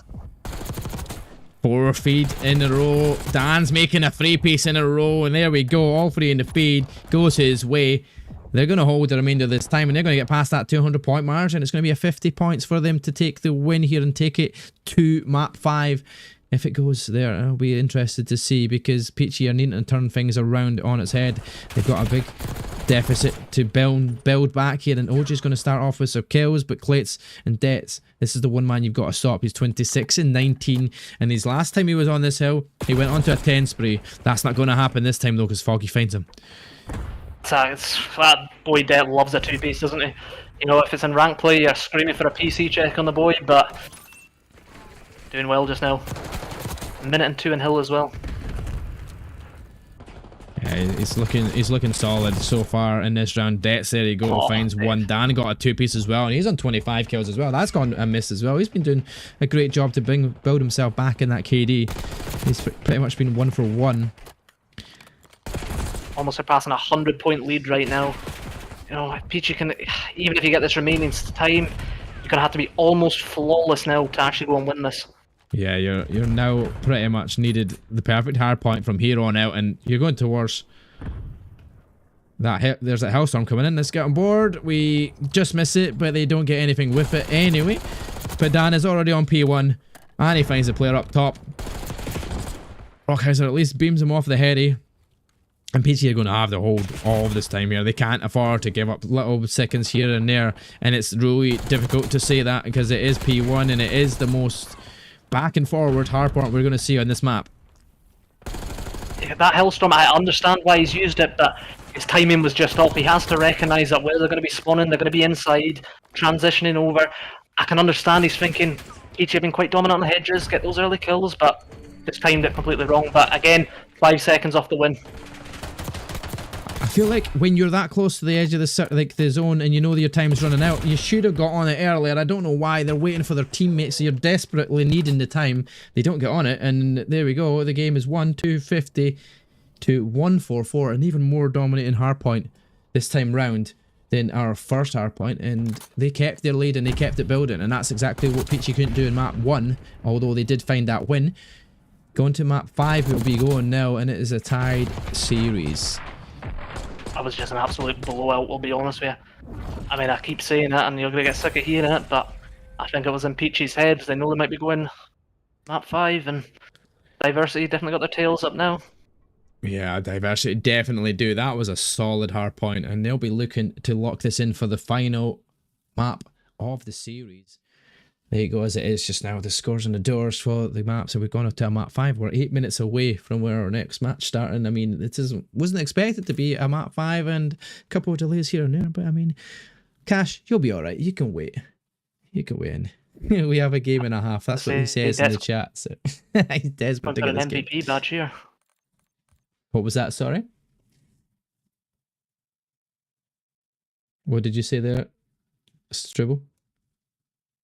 Oh, myself, sorry. Then Dead's going for an MVP badge here. I thought you were speaking in game chat there. No, I'm speaking to you, mate. I'm speaking to you. I know, he's going for an MVP badge. You have to say, Gillette, off the start of the series, starting really hot, but slowed down a wee bit, and it's really biting Peachy. Yeah, it definitely is. I mean, we're 2-2. We had Det and Dan having some great maps, and great scores there on the doors. It was actually sealed the deal for them in the end. They're actually...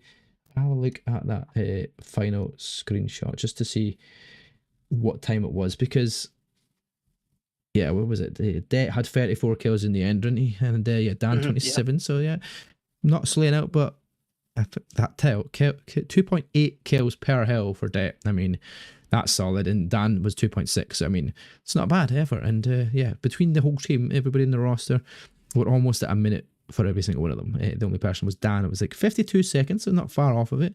So everybody was counting around the hill and doing their work. So I'm wondering how long there was actually left in that actual game on the game timer, because that was one of the faster red cards I've seen on Hardpoint. red cards on Hardpoint. Red cards on Hardpoint. There we go. That's it. We're going into the final map though. It is back to Hacienda we go. We've seen the control win on Hacienda going the way of Peachy. We've seen an S&D win going the way of Diversity in quite considerable fashion over on Rewind. And now we're heading to Hacienda Search and Destroy. So we're combining the two. We're a team of one each.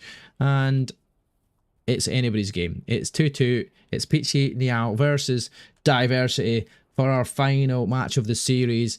Who goes on to take this one? My money's going to be on Diversity here. Game 5 is what we live for. Dominant in the first S&D. If I'm Peachy, I'm just saying to myself, slow it down. Stay tradable. So, looks like a big stack over on B side off the rip. And it's going to be a big kill. Diversity again. 2-piece from Doja Cat. No! It's not the way you want to start if you're Peachy. No, definitely not. The 2-piece from Doja starts off the way they want to continue this. They did it last time round, and they just went on a nice little spray in the Search and Destroy. And You just look at the way that Diversity have set up in here. Got everything covered. Isolating each player individually. That Rockizer with a fighting chance, 1v3. The hardest gunfights in all of Black Ops 6 just right now. Yeah, it's really difficult to fight around this rock. It's between a rock and a hard place. You can have a player rotating. You've got 1 versus 3 scenario. You've got a very difficult ask of anybody, and you will not manage to answer and find a second, at least in that feed. For Diversity, we'll take round number 1. Starting off the way the S&D went last time out. And yeah, if they keep it going this way in the way they did in the last S&D, I can't see it turning around. I just have to say you're getting 2-pieced up the first 15 seconds of a round. You're fighting an uphill battle there. On that rock, you need someone going on the left-hand side just to get the information to see if they're coming there. And if at worst case you just trade out and it's maybe a 3v2, it's a bit more manageable than a 4v2. Yeah, that is true. Right, attacking round though for Peachy. 2 players going mid, 2 players going fences. We'll stay on board with Gillette for now. It's Misoji that's carrying a bomb down towards that A site though, but they're looking towards Secret. A lot of players do get tagged there. That's going to be Doja Cat up top. Doja Cat though finds Gillette just as we jump off board with Gillette. And I thought Foggy was going to be the person going around Secret to find it. He's got no aim assist whatsoever there. Doja Cat finds another, and all of a sudden it's once again Misoji in a difficult situation where she's now the one dealing with a 1 versus 3. Finds one. Not going to answer back to the second. Clates is there to clear the deal, gets the trade, and Diversity go 2-0 up. Yeah, we'll have to say Det was looking like the strongest player on the team last map, but Doja Cat really showing up. Fighting chance to prove his worth here. It's good to see a team that's kind of, across all different game modes, different players going off at different times. Yeah, there we go. We're getting asked in chat where you're from. They think you're Irish or Scottish or something. I was like Scottish. Ah, fucking close though, says Cash. I mean, you're close, but you're close. Irish. We'd rather take Irish over getting called English. Let's be honest. Sorry, Smack. Cash. I will take Irish over English, yeah, but it's a bit of a cocktail accent that. My dad was a Geordie, so. Ah, a bit of a cocktail, eh? Gillette opens up the first blood on towards Clate, so gives herself the advantage here as a defensive side. Played by Foggy. Again, yeah, so Diversity favouring that rock side, and Peachy maybe learning from the mistakes, just getting that info on the left side of the rock, forcing Diversity to have to wrap here in a 3v2. Again, sticking together like we've seen in the last map too, and Peachy a bit more isolated and separated. Yeah, I mean, Dex just trying to run right around the map there, trying to find some players. Gets into a wall and runs into it. Gillette finds him, and then the next player will fall straight afterwards. And now you've got Peachy getting a response, yeah. Aye, because they were 3-0 down in the first map too, so 2-1 down here, so they're still trading rounds, hopefully. Ah, there we go. I could hear you better there. A wee bit more. I think my game sound was coming through my speakers a lot louder than I need it to be. There we go. Okay, well, that'll stop us butting in for the series too, for the most part, because I'll actually hear a little bit better. Because I'm thinking I'm getting deafened by the sound of the gunshots at this point in time. Now we've got an attacking run for Peachy once again here. They're looking to go down towards that rock side once again, but this time trophy systems will be in place. It's going to stop any of these early nade spams and early these stuns. We'll get a wee bit more clearance here, but that's going to be a very dodgy little nade there, but freaky. Froggy, I want to say freaky all the time instead of foggy, but Gillette, Rockheiser, there we go, 3 dead, and now we're all down to debt. Yeah, it was actually a bit of a cheeky spot I haven't seen from Clates before. Playing behind that bomb, and did manage to get one, but couldn't get out of his life. Yeah, I don't know where it's like they've got the bomb down. You've got 36 seconds to play this. That's got everything to play for, but could be a good answer back here for Peachy. They're going to maybe tie this up here.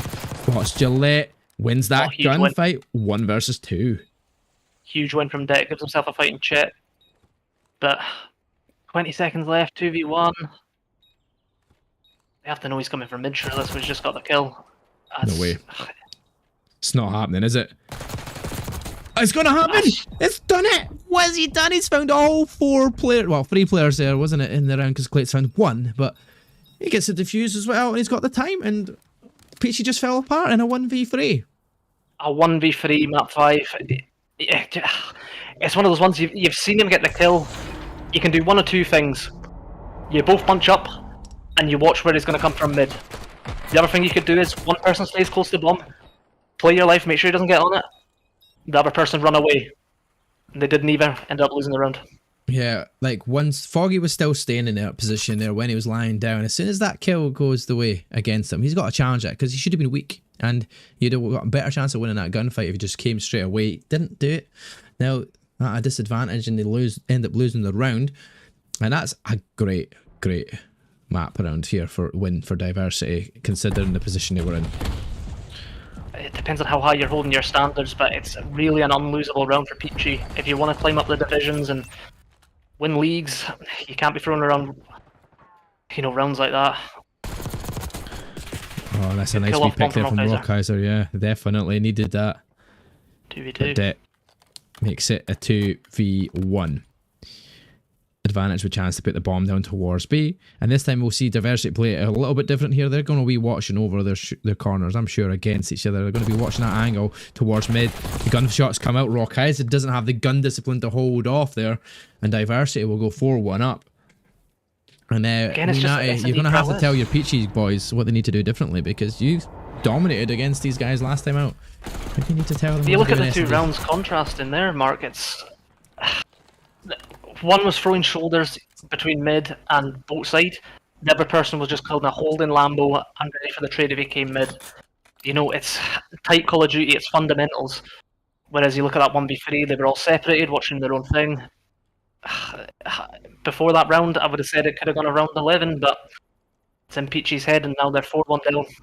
Yeah, 4-1 down, and this is kind of where we were at last time round when I thought, right, Peachy's got a chance here. They at least have 1 round on the board, they've got a chance to do it, but they didn't go 4 down early on. This time we've got an RCXD in play. It's going to fly past Rockheiser, and Foggy's going to get the first blood. Clayso finds 1 back. Miss OG's finding another now. Can Miss OG find a second? Get some shots off, but they've got the advantage. Foggy's there to answer it. Now it's all down to Dan, and it looks like all round Peachy should win here, but we've seen it happen already. A 1v3 already going against them. Can Dan now clutch up and find a win in this round as the bomb will be putting down towards A? We've seen it before, but I think Peachy will just look a bit more streetwise now. They figured out he's probably coming from well side, and they're sticking a wee bit tighter. Oh, but once again, they're separating. Very separated, Mark. Yeah, they are, definitely. It's all about the finding the pick, but Dan's going to give away position there by shooting inside.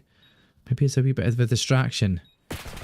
Rockheiser's got a good angle there, spots him towards top flat, but you're not seeing any of the players making the rotation around. They're changing angles, but they're not actually getting closer or even to try and put in a challenge here towards Dan, which is quite interesting, but they're just letting the time whittle away. I think at that point, once you know where his location is, you just need to separate. 20 seconds left, because at worst case, gets 2 kills. If you're that split on 20 seconds left, too much time to run between to actually win the round. Yeah, Foggy will finish off the final member of Diversity, get themselves a second round on the board, and they've doubled up where they were in the first S&D.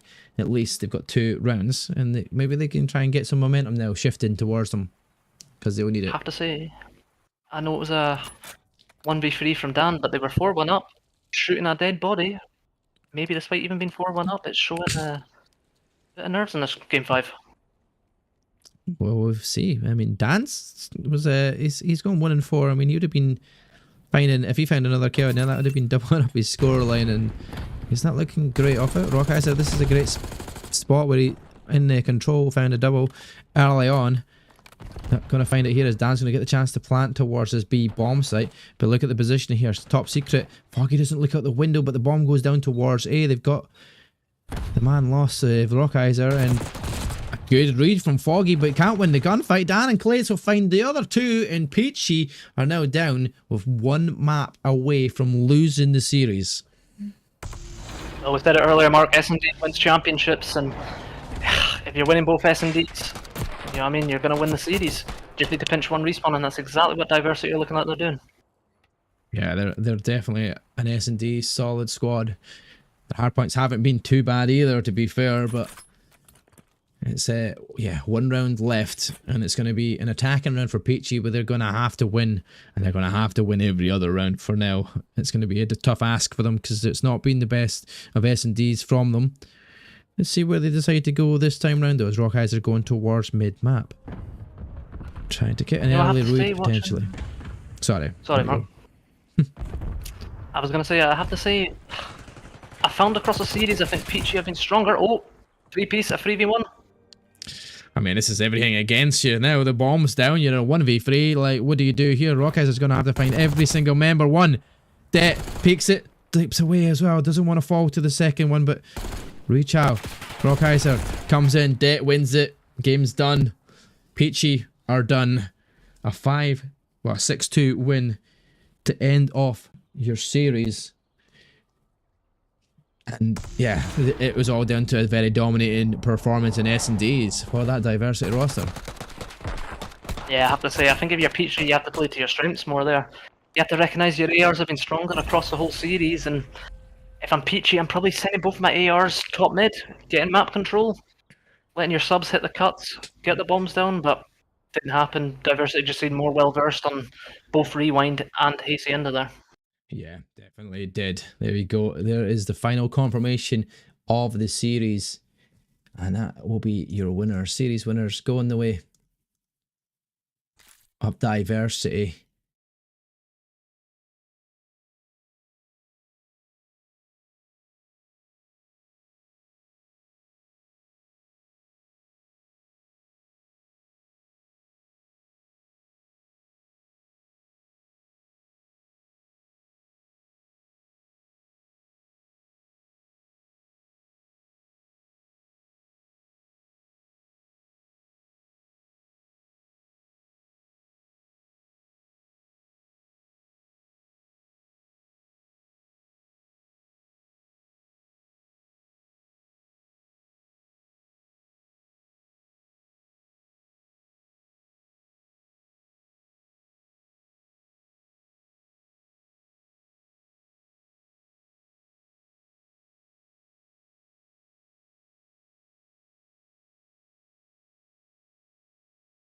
Sort herself up for the next match.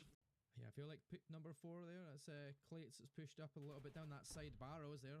Foggy knows he's there at least, and he's going to be able to dip back and get back towards that hardpoint. Players in, it's Doja. He finds that one pick. Spawn style favouring the side of Peachy as well. For just now, you know they're going to spawn Granny side, so if you have the ARs up top, watching the front, and the subs just in the hill soaking up the time, they should be up by another 25 points. Oh, that read there from Miss OJ. She's absolutely beaming so far. 7-3, she's going straight at 2. Is she going to find any of these? No. Nobody else is finding it. The hardpoint is broken. Scrap time going the way of Diversity. And now you've got Gillette trying to hold down bottom in towards P4 and manages to find the 2 kills. Maybe a third will add to it. There's the 3 in the feed. There's the hold, and there's P4 in control of Peachy as it's just about to pop. Time. Especially important after such a big hold on P3. Oh, certainly, and they've got a massive lead so far. They're going to get past this 100-point mark here down on P4, and that's going to be an 80-point lead for now. Break does come in, Clates and Doja Cat finds 2. Now it's going to be Doja Cat finding another, but Gillette wants it back with a 2 of her own. That's absolutely disgusting from Gillette, actually, that 3-piece. You know, you actually looked at it, Jet had a massive 2-piece down there to break it, and then she just responds it free. It's sometimes when the kills are coming in, and you just cannot get the map controller stay up for longer than 5 seconds, it just throws you off your whole game completely. This one is trailing behind a little bit on the kills department here. He's only gone 7 and 12, but 26 seconds on the time as well. He's not in the time, so he needs to up his game a little bit. But the way that this Peachy roster are playing so far, I don't think Foggy needs to do too much, really, because everybody else is doing, well, tremendous at this point. Kills and that even Miss OJ, the kills she has gotten have been like 2 pieces in hills or getting the cuts, holding spawns. She's doing the work that you don't really see in terms of stats, and it's, you know what I mean, they're almost up 100 points at this point. Yeah, it seems like Dan's one of the players that you need to, and the chance to get their spawns held, which are perfectly needed. Death though, shot on the back. Now Clates is going to have to read that. Players are going to start coming up through Spiral or up through the sides, and they're trying to make their way towards the spawn. Clates finds and reads one. Looking for that trade though, it is Gillette. Manages to get one, can't find trade though, it is Gillette. Manages to get one, can't find the second. You've got Miss OG now to be the next person to get into that hill. Finds Doja Cat, tries to snap onto Det, can't do so, but Foggy's there to answer another one back, and that'll be enough players back and forward. They're going to get the break in, but the spawns are still close here for Diversity. Yeah, I have to say, you look one back, and that'll be enough players back and forward. They're going to get the break in, but the spawns are still close here for Diversity. Yeah, I have to say, you're looking at the scoreboard and seeing Doja Cat going 11 and 12 and 20 now, but see, just before that hill popped, made a great play pushing around the back, getting the spawns. It was just unfortunate the rest of the team couldn't hold the push from mid, and they got in the feed. This is going to turn the game right on its head and back to almost an even game here. If they get this whole 40 seconds, they're back in this, and it didn't look like that was going to be the case the way that this game had started off. But Dan, again, building more spread streaks as well. There's 4 in a row, building towards that health zone, and everybody is just going blue in the future now. That's Clates on 5. Going at it 6, maybe even a 7 if he reads that one towards Barrows. He's got shot in the back. There's a player already set up for Peachy. That's going to be Gillette. The 2-man challenge comes in. Diversity have got the chance here to take the lead for the first time in this map, and it looks like that's going to be the case. In the back, there's a player already set up for Peachy. That's going to be Gillette. The 2-man challenge comes in. Diversity have got the chance here to take the lead for the first time in this map, and it looks like that's going to be the case. Looks like the test comes in bang on even. What's the chances? Oh, it's an interesting play to see Diversity trying to hold it from this lane. Usually the perp have control of the hill, and that's the worst part about it. If they can find some good kills, maybe the chances to get in and get that time and get the position held, but it's not looking that way. The start point is going to go towards Peachy. They've got it to 215 by the end. This could be about 230, maybe if Dan can slap it, and he does just to win it, but a teammate comes in from Rockheiser. Thankfully, the teammates are still in the room, they're still going to hold this time. To win it here, there's still time. There's still that chance, but it's not possible to make that big push away through that front door. 1 or 2 players do make it in. Gillette finds 2 of them though. Can't find the third. Diversity, keep yourself in the corner. Gillette's having the third down really low. Foggy's obviously in Gillette in this all the kills, but at least Rockheiser are still there. But we were saying there's all the need. 2 players pushed into Diversity. They will keep the game alive, but it's only going to see how great needed. But they can still win it. It could be 1 second anybody's here, game. but He finds free in the fade, and oh my god, the perfect man. I seen it coming right in front of the face of Gillette, and now you're down to Rockheiser on our own, and that's going to be dealt with very quickly. The nades are going to have to be stopped, and you're going to have to find a way against that for Peachy. that's 4 kills for Net, and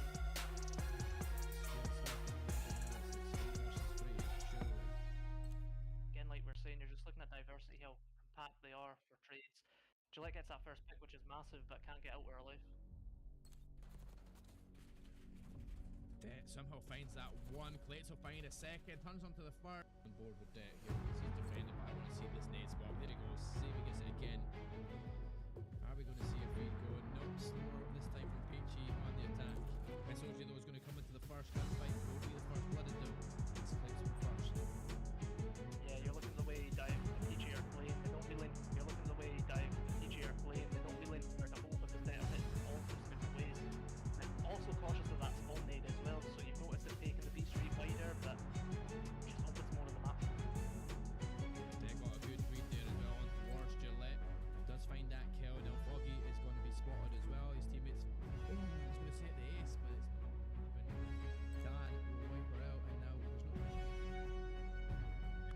There we go, ladies and gentlemen. Welcome back. Right, I'm quickly changing things around as we can. It is Division 3. We're coming up next, though. It's going to be Komaya, Regen versus A2G. We'll be waiting on that lobby code shortly. They're all just getting themselves set up because they're a little bit delayed more than we were expecting us to be. I did say it should be done by 9:30, so they were like, well, pick a 9:30 cast, and we went the distance to map 5 and a couple of restarts. Just gets us in this position. Justice for Peachy, says Ned. I mean, don't know who Peachy is, but we'll wait and see. Maybe it's one of the guys that were in that lobby. Maybe it was one of the players.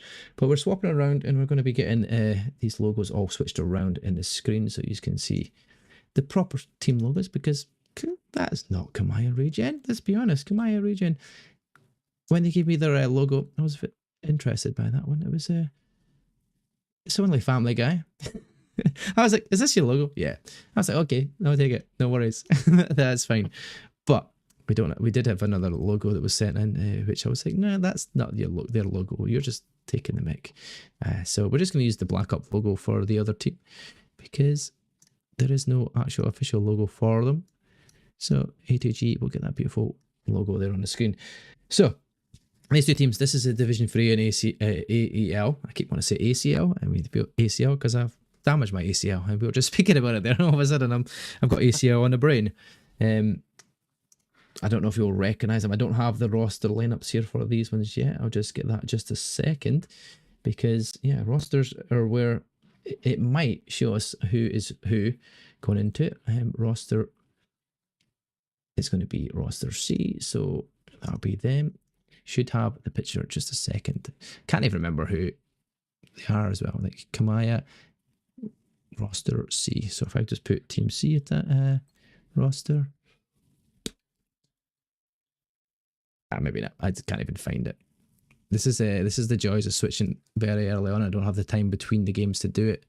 So there we go. Komaya Regen. There we go as the team. So speak about it on the screen now. You've got Cash, Jayek, Manton, and Gravity.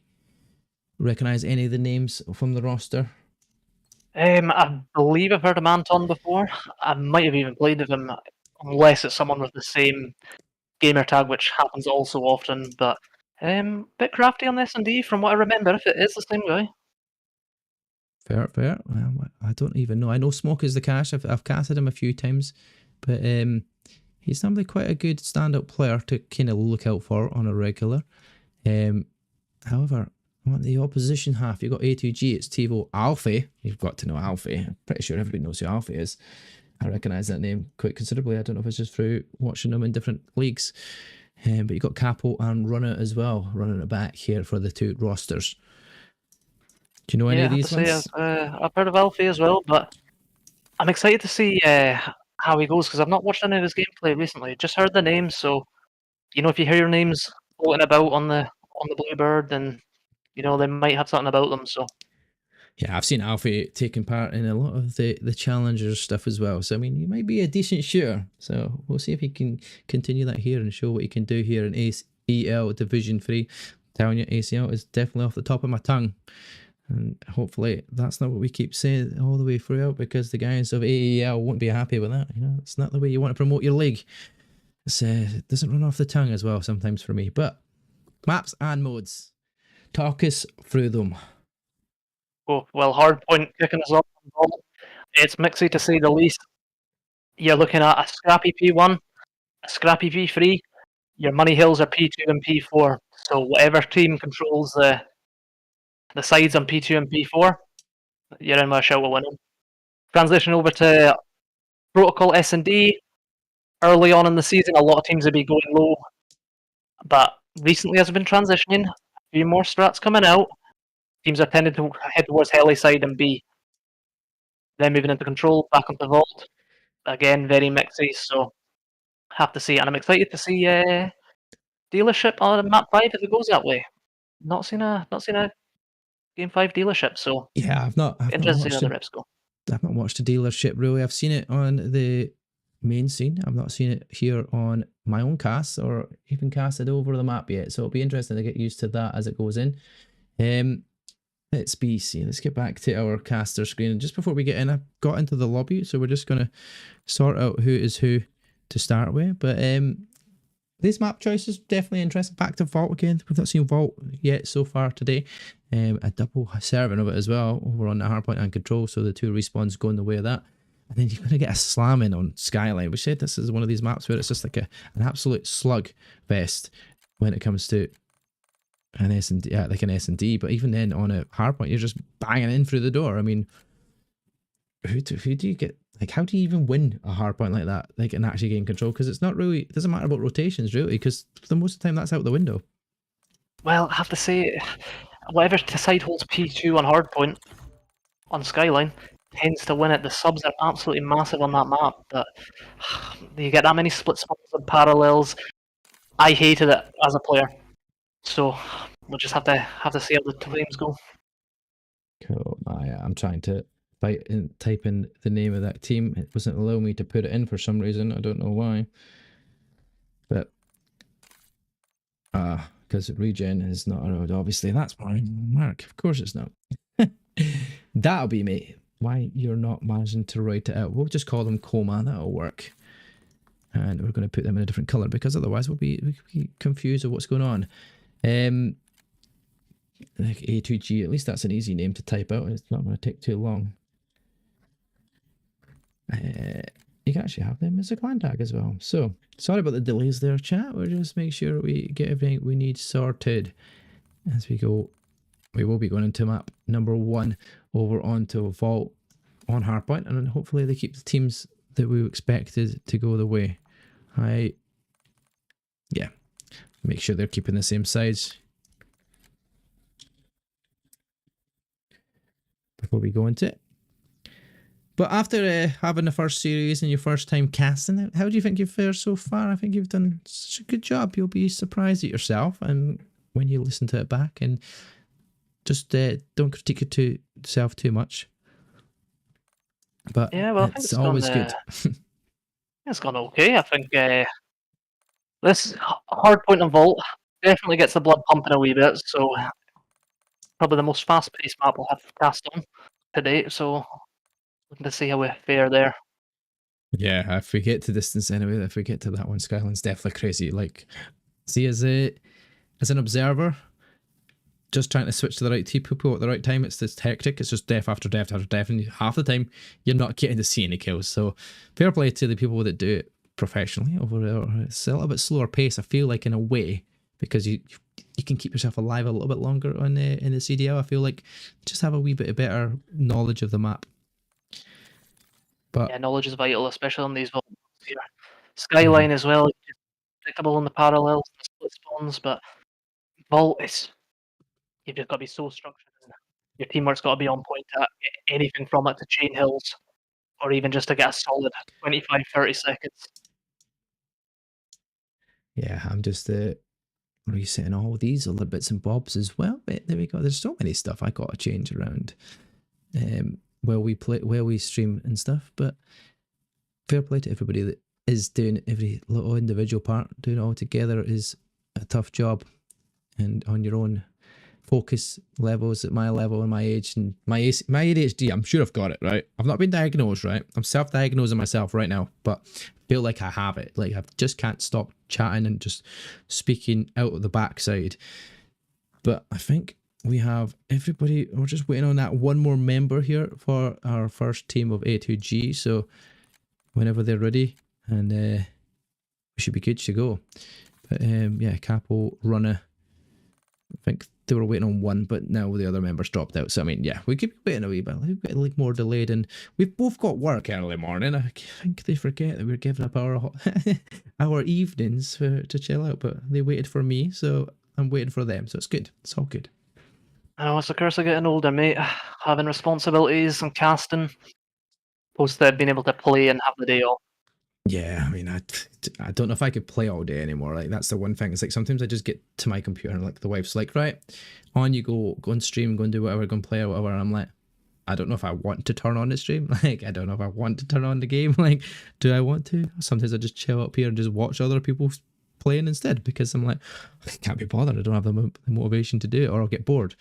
And then when the wife's off or when she's away out or whatever, and she's like, what did you do? Nothing, I got bored. She's like, yeah, but you're free to play. I'm like, yeah, I know, but I'm bored when you're not in the house. But when you're in the house, I'll go upstairs and play.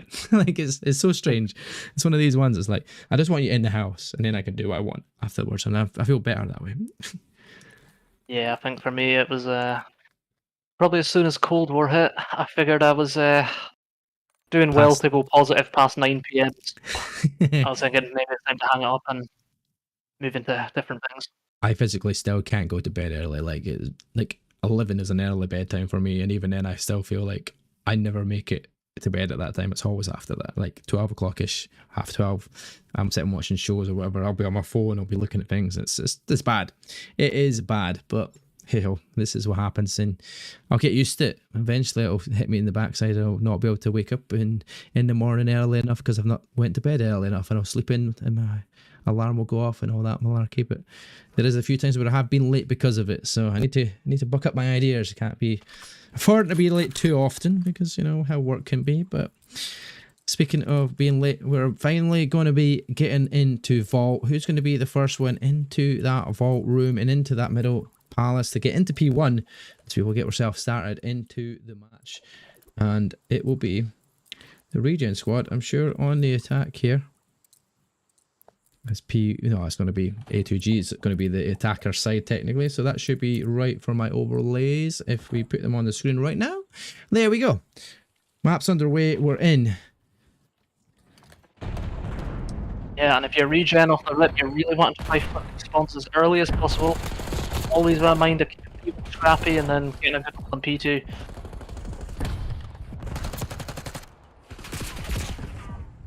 And it's a great start off the rip from Regen. Imagine to get some point on the hill and pin the boys on A2G back.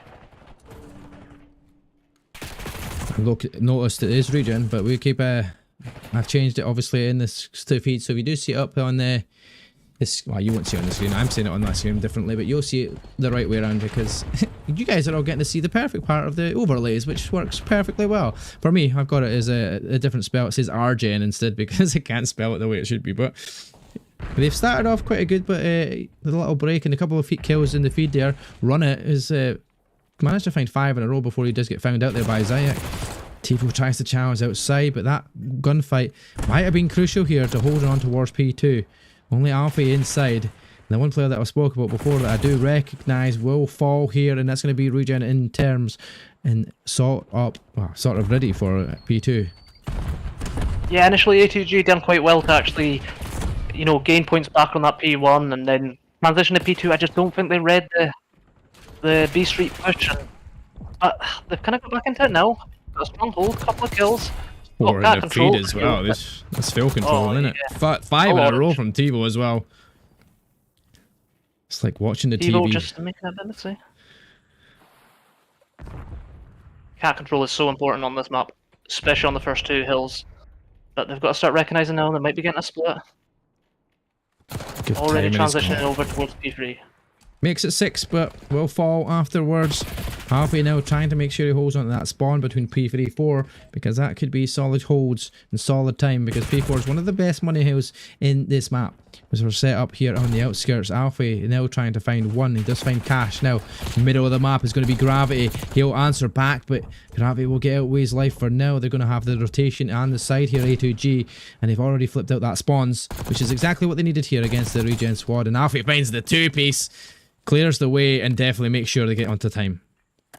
Yeah, you have to look at runner number 1 there. Minimap there, he was holding top P4, but he's transitioned over to statue. They know the spawns well, they know the spawn on bad side. Usually you would say if you're the side with the side control, you're happy to get 20 points and then transition to get the full P4, but they're actually holding it quite well and getting good time on it. Yeah, and Alfie from top. Art here is in a great position here to watch players crossing over. He's finding his second kill. That nade's going to miss the window as well, which is crucial for him staying alive. He's going to read the players trying to challenge him there as well. That's going to be Gravity. He'll find 3 in a row, and Alfie once again holding in control.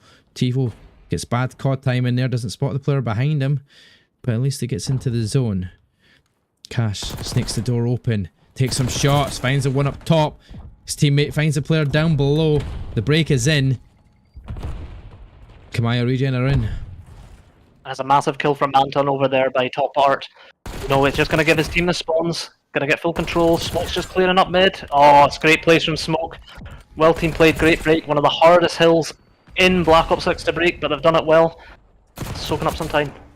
Yeah, a good early break, which is crucial to getting some time on it to bring it back here as well. But the break is coming back in. A2G find the kills in the feed. Tivo and Alfie combining to find the final member there of Komaya. And now they get into towards that scrap time.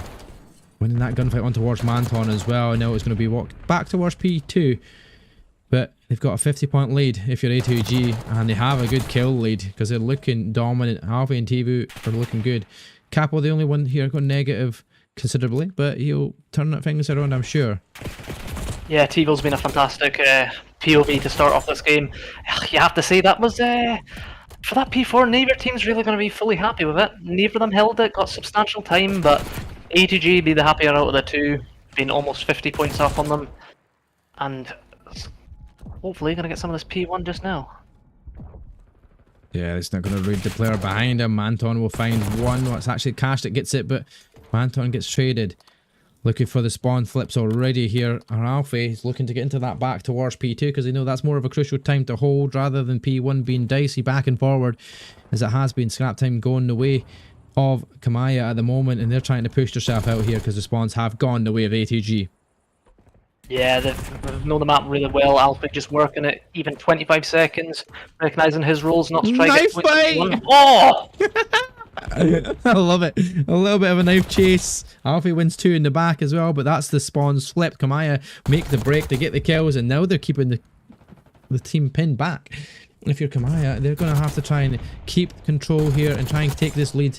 As Cash goes on a little 5 spree, building up towards that Hellstorm missile. Got chances to watch over towards that palm tree side, and Runner finds 2 in the meantime on that flank.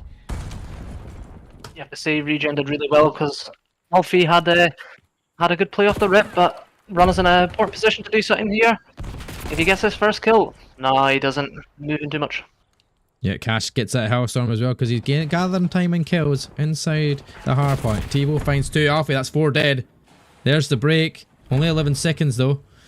But the lead is gone in the favour of Komaya. Yep, Tivo's been absolutely lights out off the start of this game. Capo, a big 2-piece there. Probably a slower start, but it's an important 2. Transition over towards P3. If you are Regen side, you're looking at making this P3 scrappy and just holding the spawns for P4.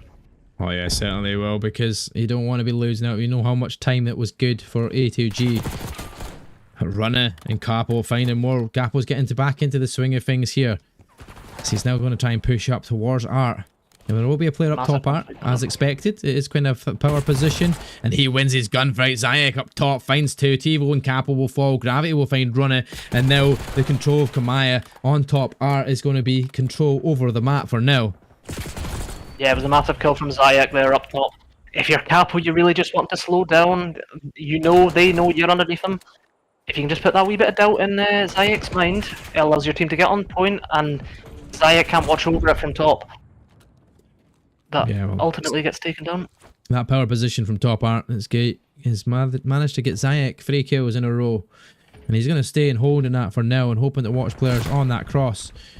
One of which Gravity's going to clear the way. Runner is going to be the only player nearby, and that's over towards Old. And he's finally found out by Cash. That's a great hold here now. Early on, we've got 15 seconds going their way, and it's going to be another 10 seconds at least minimum. It's a massive hold. 4 down straight away on P4. You're feeling confident that 3 of them have crossed.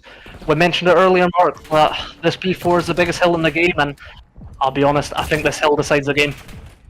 Yeah, it looks that way. Cash on a 5 spree now. Alfie keeping himself alive, waiting his team to come back in, but there's only 20 more seconds left on the time. 40 seconds have gone the way of Komaya, and it's looking strong, and that final kill, that could be even more time going their way. The challenge is going to come in from Tivo, but he's finished off, and P1 is where we go next with a good lead here from Komaya. You have to say, we've talked about mentality in COD before, but see your team, if you're just getting a big hold and you're getting that bit closer to 200, you're realising we're almost there, we've got this, we've got it in the bag. Yeah. A2G have got to get another whole hill just to catch up, and it's a scrappy P1, which is not what you want. No, definitely not. Zayak finds 2 in a row as well. Gives him past that 200-point mark. Another kill goes the way of Cash as well, and he's 29 and 17. Zayak's 22 and 18 now. Both players looking solid, and considering Gravity is on 9 and 20, he's double negative, and yeah, the difference in the game is still massive. 80 points. Almost lead here for that Komaya team. Gravity finds 2. Cash gets another. That's 3 dead in the feed. That's going to be a clear wipe now, and they'll all be spawning out. Zayek's got the cross watched as well, but he'll fall to a runner. Trade comes in though as Cash finds 1, finds a second opportunity to get another, but doesn't manage to clear that. Yeah, you have to say, you're looking at the scoreboard with Gravity going almost double neg here, but it's... You don't need to do much when your ARs like Smoke and Zayak are holding over you. A sub's rolling this game, get on the hill, soak it up, especially the money hills. You're not going to be in too many gunfights. Yeah, exactly. That Gravity can't win his gunfight inside. The break is in. This is exactly what they need though if you're A2G, because they need a big solid comeback and need a perfect hardpoint from here on out. But the close spawns are in favour of Komaya. And there you go, Smoke the Cash. Brings out that Hellstorm missile to clear the way of players trying to make it in towards that hardpoint. But there's only going to be 1 inside. That's going to give them some clearance of the ground to try and make their way towards that P2. 32 seconds, they can still win it here on this hardpoint as well. Yeah, I'm surprised Regen didn't get more of a hold on that one. You have to say, if you're on the side of A2G, T-Bow's really playing lights out. 1 minute and 18 on the hill, 30 kills, single-handedly keeping this somewhat close, and a 4 down for ATG.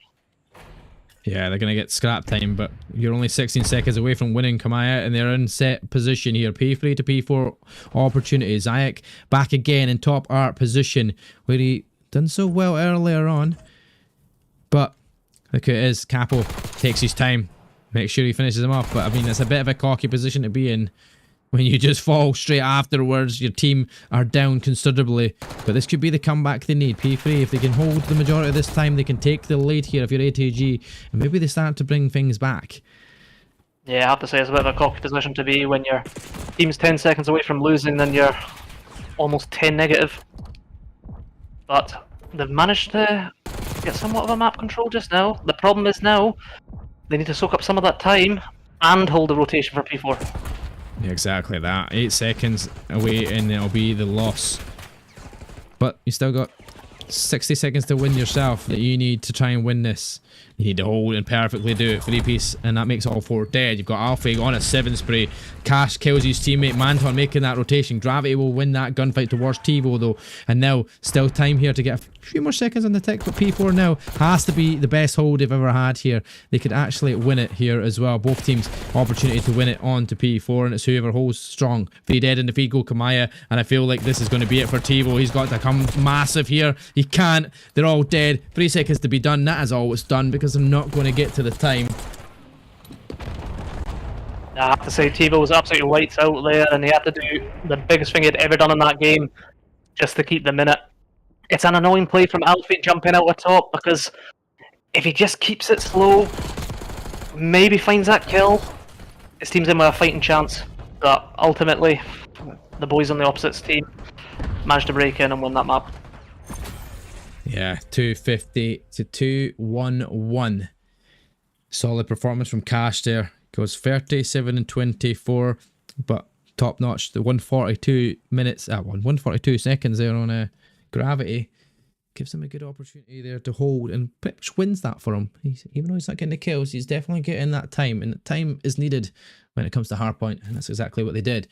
Komaya Regen taking the lead, and it's definitely not 2,211, but I mean, you can fat finger it sometimes, Mark. You can fat finger it sometimes. That's all we're doing. Let's get that sorted though, because they'll be like, wait a minute, there's not even that many points available. There we go. Yeah, I have to say, that display from Tivo on that map 1, I'm really impressed with that, because that's quite an AR heavy map. You see Smoke take over, almost a 40 bomb. Zayak coming up to 30. Tivo's dropped 36 with a sub. That's impressive on Vault. Yeah, that is pretty damn impressive. He's definitely kept his side in it. The kills, whether it was the team just not up in their game in the rotation while he's doing that, slaying out. But they need to see if they could do something different here. We're going towards protocol. It's going to be search and destroy this time. Around slower pace game mode, as we say. Will it be in favour of A2G because they were winning some great gunfights, but just not the ones they needed at the right time. Right, so Yeah, no, I think quite an even match, to be honest with you. The score maybe looks, 40-point lead, but it's only one hill. yeah. It was a bigger lead at one point, but then they started to soak it back up here and some good breaks. But 1-0, yeah, definitely. When it was ended on P4, it was anybody's game to win there. Anybody could have done it, and I think we're switching lobbies and switching out team sides, so we have to keep an eye on that while we get into Codcaster. I assume they're swapping sides. I just have to keep an eye on the team's names on top. Remember who is who, because that's where it will confuse me the most. Because Cash, I know Cash needs to be in Komaya. That's all I remember. It's all I need to remember. One person on the one team still. It's all we need to remember. To see if they'll be quickly shifting in the Codcaster. Don't know how much you've used Codcaster yourself as an individual. Have you ever played around with it? Not in recent years. I see whenever I'm playing any wagers or something, I'm not even allowed to host and set up the game rules, so not well clear of that. I wouldn't even know where to begin when it started, but set up the lobby or whatever. I don't know the rules, don't know the thing was to set up. I wouldn't know what to switch around. These players do it in a matter of seconds. They're like, quick. I'm surprised there isn't presets. Like, you can just save your own preset for games. That should be a thing. Why have they never brought that in? I have no idea. But on Codcaster, you know what? They used to have it in previous gods where you could just save a mode. So you could have a bots mode, you could have an S&D mode, you could have a respawn mode, and all you had to do was just select the save one. For whatever reason, new game comes out, don't add it. What have they done to our beloved COD? I mean, they change things because they think it'll work out better for us, and then it just doesn't do anything, or something's bugged. And Codcaster's been bugged all year, and it still is. I thought they'd got rid of them, but there's still that 44 or 68 player in your lobby, and it just throws everything out because your kill feed's wrong, your stats are wrong, like it just doesn't show up. I don't understand it. And then they took out on Codcaster, like you get squad 1, squad 2, you get pick your teams, your colours, etc. There used to be a swap teams. That was great because then when they did swap teams in the lobby, you just go swap teams, there we go, done. Now there's not that. You have to go back into every single one, rename the team, reset all the colours. It's like, whose idea was that? Why did they do that? And it looks like they are swapping. So I don't even know if I'll get chance because they'll always, at these high div teams, they always tend to start games without asking. So we'll try and quickly change it around because otherwise I will be screwed and we'll be sitting reading a really awkward kill feed. And I'm not sure you wouldn't have done it yet, but when you're watching a kill feed and it is going orange and it's just orange in the kill feed and orange on the screen, it's very difficult to cast, I can't lie. Done it at the LAN, I've done it on Codcaster so many times, but there we go, we're done, ready. There we go, Cash, we're ready. We switched it around, that's how good I am. We've got there quickly. Got to get my fast fingers, even though they're arthritis and shit. I mean, everything's just falling to pieces. Old age, falling to pieces. That's all it is, mate. Falling to pieces. And guys, thank you for the follows as well if you came in. Galaxy, Keanu Kara, and Nathan and Stream Catalyst over on Kick as well. Appreciate you. Thank you very much. It is Komaya Regen on 1-0 for now as we go into our S&D. Protocol it is. I've said I'm ready. Everybody else is, I sure, is going to be ready. Just waiting on Tivo to get himself ready as the 82 roster are 1-0 down, looking to try and come back. They're a very solid roster, though. They just need to try and see if they can reset themselves. And we've already seen it in the last series. The S&D was very dominant for one side, and they went on to win it. So maybe Alpha and Co have got what it takes in S&D, and they can do exactly what we just seen in our first series. Here we go, the countdown ticker is on. Ladies and gentlemen, we're going to get into map number 2. We're going to Protocol. We've already seen it this evening. Not seen it on S&D though, but we're getting to see S&D this time round. Top power positions, top positions where to be. A-bomb site seems to be the more dominant side to go early on. You think that's going to be the case? It's hard to really tell because in recent seasons, a lot more teams have been going off B, especially because you have to remember, you're not going to have trophies down low. And one of the first things you'll do on the defensive side when you're low, drop on that spiral, nade through to elevator, and get picked. So no trophies. Teams tend to be going B, but Zayak off the rip, heading towards Plat, getting some control over there. We'll see how this one goes down.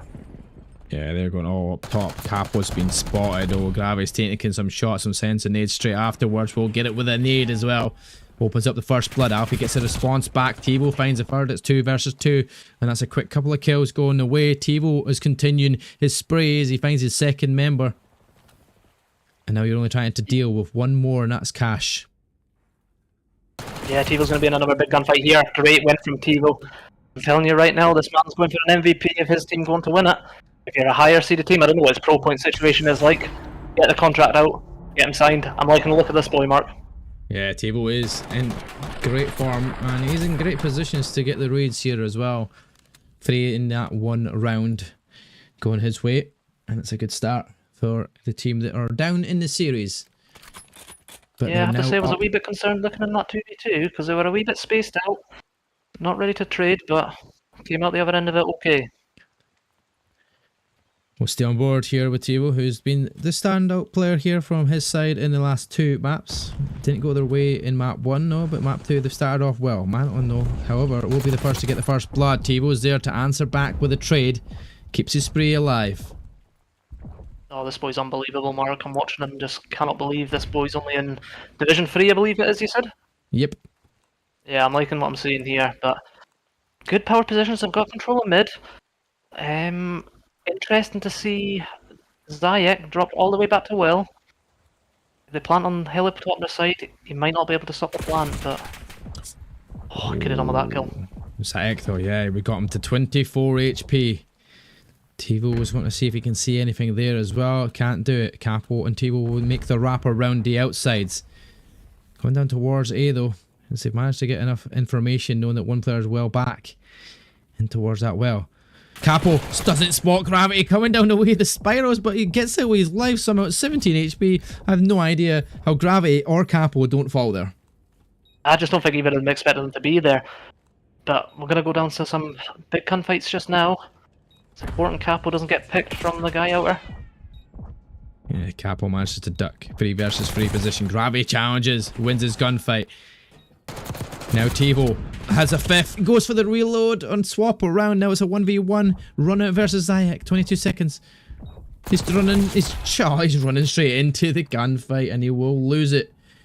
As A2G go 2 up. It's actually a huge win there because he was still weak in that corner as well. See if I'm who was the boy that he didn't kill? Coming in here. See if I'm him there. You can't see him cross the bomb.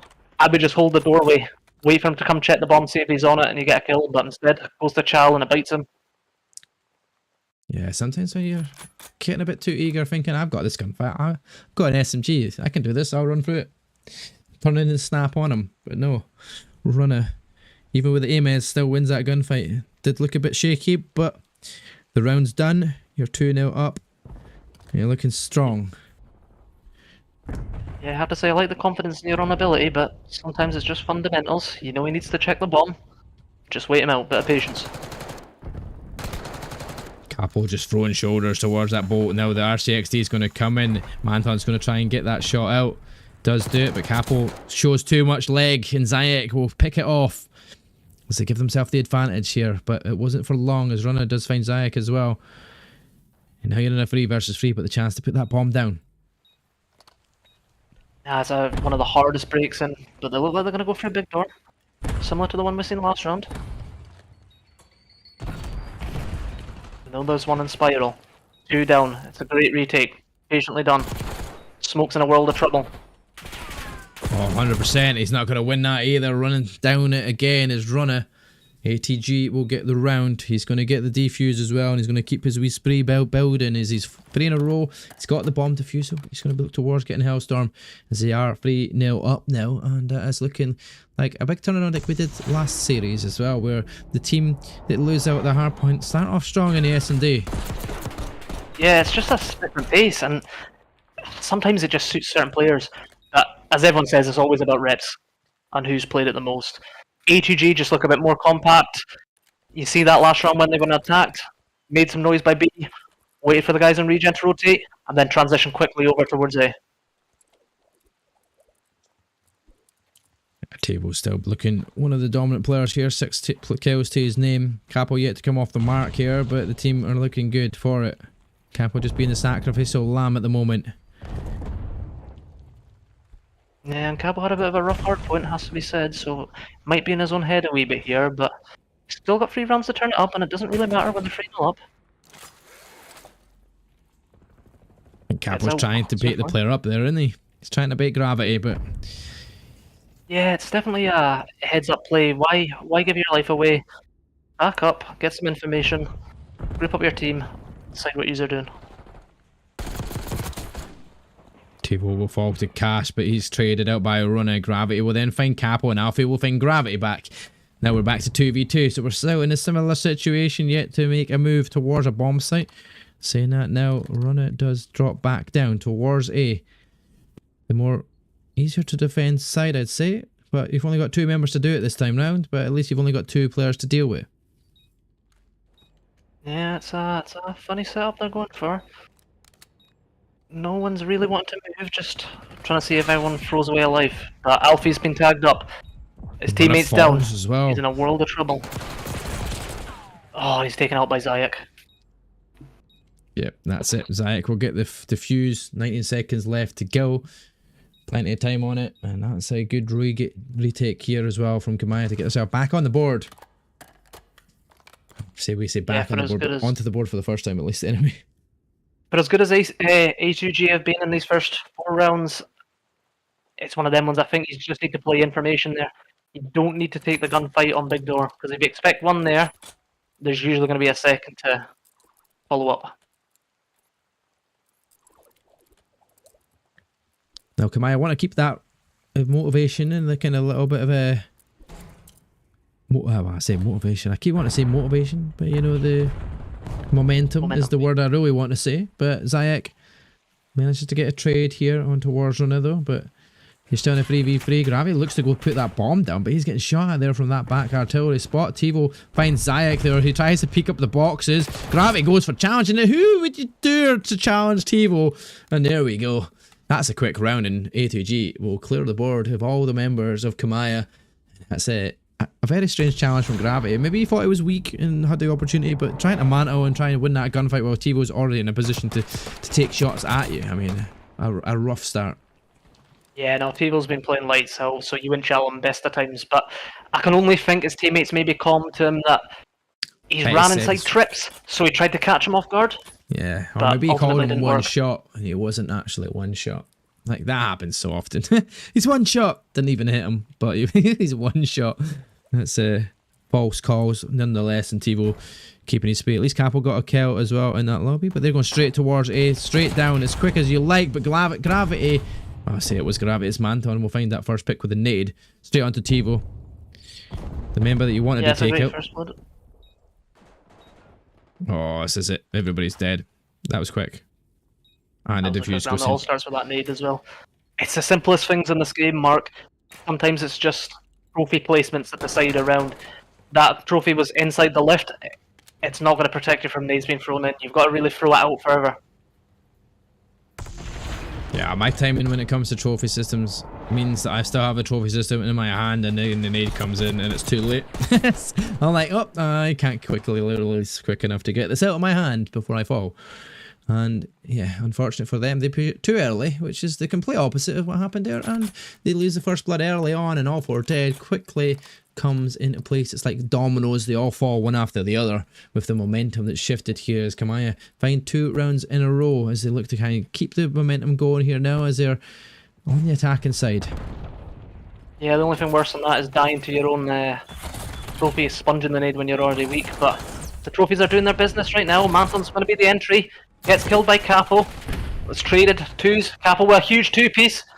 Zytek getting 1. He knows the last guy's back bombs out. But he's traded by the guy P2.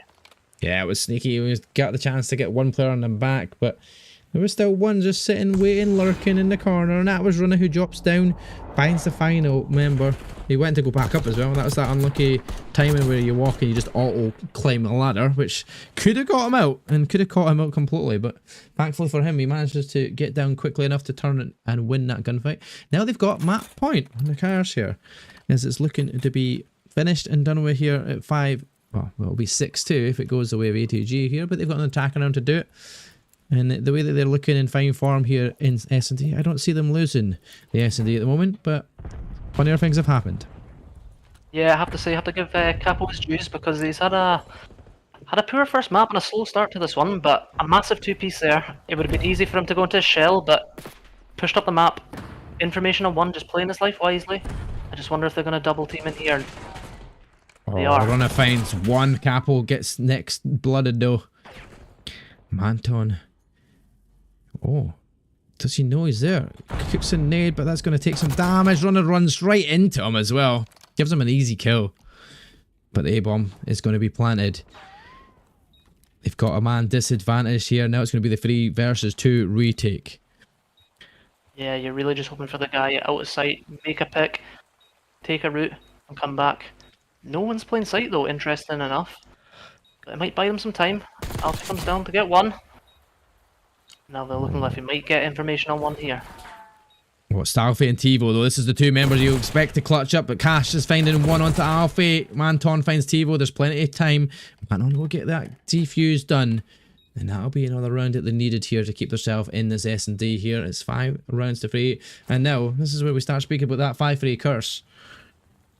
Oh, it's happened to many a player.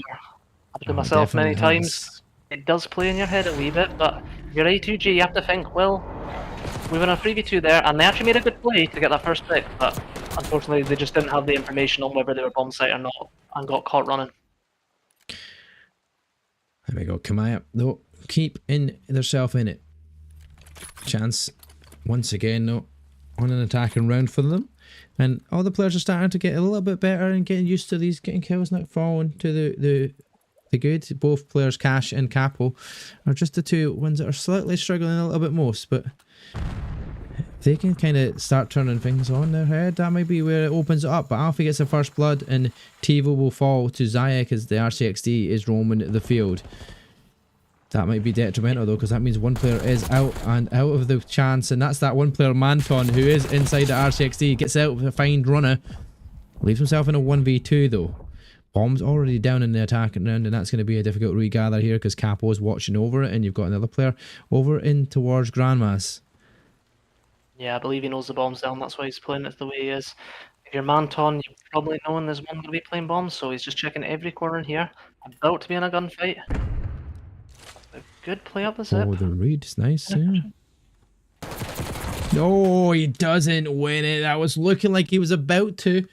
I thought it was done, but it wasn't to be. A 6-3 going the way of A2G, and they've brought their series into a 1-1 position. Exactly what we did last time round. Our first series went that same way. And they were definitely looking at map 4 guaranteed. But yeah, thankfully they managed to hold out there and get the win. Tivo, yeah, there's once a couple again. of really big... Sorry, Solid. Mark. There's a couple of really big engagements from Capo there. He didn't have the best map overall, but a 2-piece low and that 1v1 when he had bomb down. If I'm A2G though, and I'm Capo and I know the bomb's down, I'm screaming out a teammate to come and get towards me so we can trade it. But luckily enough, he had the confidence in his own ability to win that 1v1. Oh, my game just decided to go, I need a restart. Oh, good God. That's fun. It's just a weird one. I never really have that straight after the game. You just get chucked out of it and need a restart. So they'll be like, where is he? Where is the caster? But 1-1. Going to guarantee ourselves a Skyline hardpoint. That's going to be interesting between these 2 sides for sure. Because both of them have got some players in there that just go on absolute riots and sprees. But I don't know how well they will do when it comes to that Skyline. Because literally turn a corner, there's people there. Sometimes it's 2 or 3 people there as well. So could be interesting to see who's going to come out on top of that one. As we'll be heading towards Vault once again though in this series, and it's going to be a control this time around. And if anything, it's all about getting some ticks on towards B early and see if you can get yourself that one, because that's the hardest one to get, especially when you're defending from top art position. Where do you think we go in terms of this? Do we see A pushes early to start with? Do we see anybody trying to go sneaky underneath, like as if they're running through A, go through the vault, go in straight towards B and try and get a quick tick of progression over towards that B site? Well, you know, there's a couple of fancy plays you can make on this map. For me personally, when we used to play, if we would win the S&D, we would then try and do the most obscure thing possible to try and get some momentum going. So like you said, you could 4-man run through that A point, maybe get close to 1 tick, drop down as the vault, and then get control of B. So it sends the other team all over the place, not knowing where to turn, and get some progression onto B early.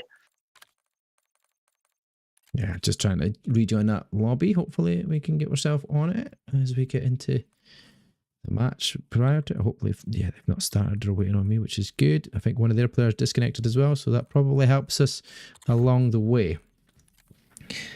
So yeah, I'm interested to see the skyline here though when it goes to map 4, because I've sung his praises enough, but that TiVo on the sub, he's been hitting quite a few funky routes, getting a lot of kills, and as you know, skyline need a Red Bull just to cast, I think.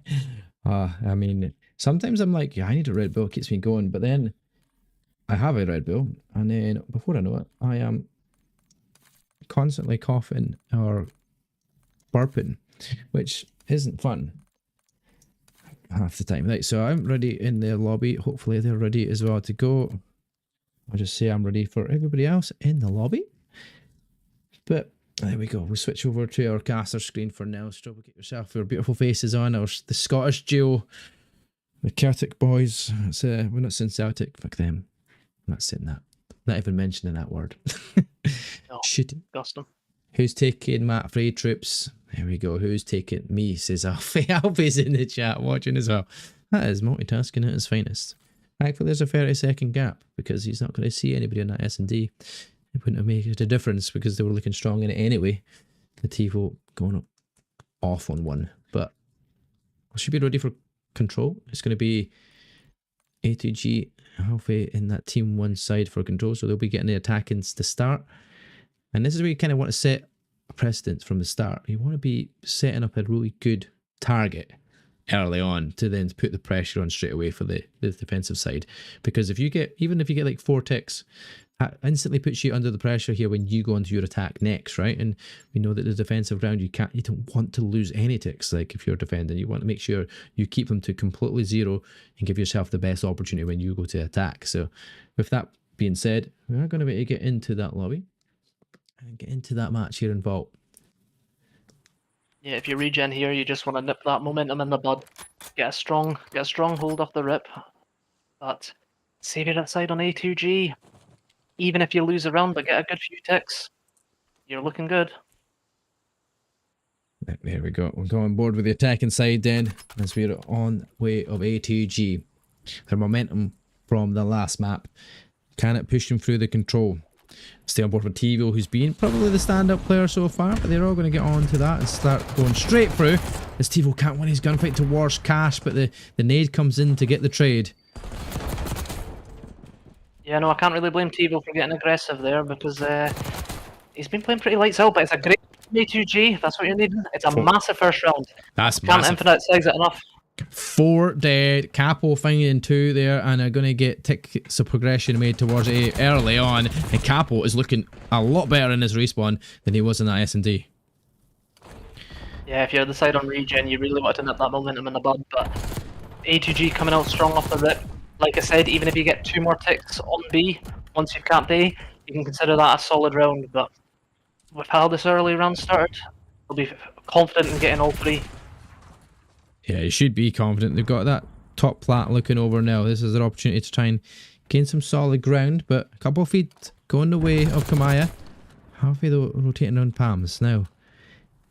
With it being the way they're set, they're not far away from gaining that extra minute. You'll maybe want to start looking to do that just now. Odd timing, that's fine there. If you're Alfie, you just want to get lost in the sauce a bit. Turned around at the worst possible moment. Run out with a massive kill actually though. I was going to say, don't need to fing it off, because I think the guys in Regen are chalking up the point, but they get the tick and the man down. Yeah, 3 dead in the feed, 4 on the zone, an extra minute added. We move towards B, but 3 dead in the feed to go the way of the defenders, and Komaya will be happy to try and push herself out here. What? Where did Capital win that one there? That was interesting. A wee fight there. That was Zayek though. Just managed to take him out. Halfway and Tivo combined. There's another 3 dead. They've got an advantage, but only by 2. Tivo trying to make it through the vault. Does read the player on the right hand side there. I thought he delayed for a second there before he shoots, but still wins that gunfight, and now getting some more clearance on the map. Yeah, this Tivo might be him right now. If the other side on ATG, you want to spawn them as far away from the point as possible. You try getting bottom art, but whoever is top art right now is doing a good job and just giving that bait. But here comes the play. He's going into bottom art, getting some control, but he's traded out instantly and it's 3 dead. Need to regroup. You were saying how well that player in top art was doing. He jumps out of top art as well, but the team kill him with the little car explosion, sadly. But he does have a wee good play to kill too. No more respawns from Komaya, though. It looks like A2G could actually still win this, get 4 ticks of progression so far, and maybe even win it on the kills. But you want to win it on ticks potentially, but an attacking round win nonetheless is always better than losing your attacking round. So I don't think even the fact that they've got 1 point on here is quite good. I'm looking at this minimap mark and it's the craziest vault minimap I've seen in a long time. But I think runners realise if you can get sneak through here, you can find a lane, it just makes it a wee bit mixy. Capo's playing his life well, waiting for his team to make the play, but taken down, didn't know he was in the left corner. Yeah, Cash from top art though has been in such a solid position there, but they'll go on and they'll win it, but it is 4 ticks of progression. As an attacking side, that's a good start. Yeah, no, it was a good start from A2G. They came out hot, but I feel like if they just capped that point a wee bit sooner, they could add a bit more focus on getting that control of bottom art and then spawning them further away. But ultimately, Komaya have held strong there, and they're turn to attack now. There we go. Now, attacking around Komaya, like we said, it's there. You've got Zayak on a 5 spree after the end of that first round. He'll be looking to try and keep himself alive, but Cash and their teammates are going to be down in kills, and it's going to be a reset here. In the lobby. Yep, there we go. Well, we end the lobby, but it means 4 ticks of progression for ATG. They're going to have to reset themselves, and maybe somebody was not getting connected. Cash after such a strong round as well in that top art position. We'll have to get that reset as well, and we'll have to get a reset lobby and such like, but the way that ATG started it, do you see Komaya coming back with a good response there for their attacking round? Well, I mean, I have to say the AEL presence was pretty strong on the map. If ultimately all comes down to how much time you've got to play B, the most important thing they can do is get their subs pushed up into bottom art, spawn them further away early. But with this end, it might just choke up the momentum a wee bit. Yeah, maybe just a bit. I'm going to have to swap all the cardcaster again, because that means they're going to have to swap around so that they've got the right people in attack and defense. It's always fun in games, isn't it? So A2G was on the attack the last time, so it's going to be Komaya on the attack this time, right? Komaya on attack, yeah.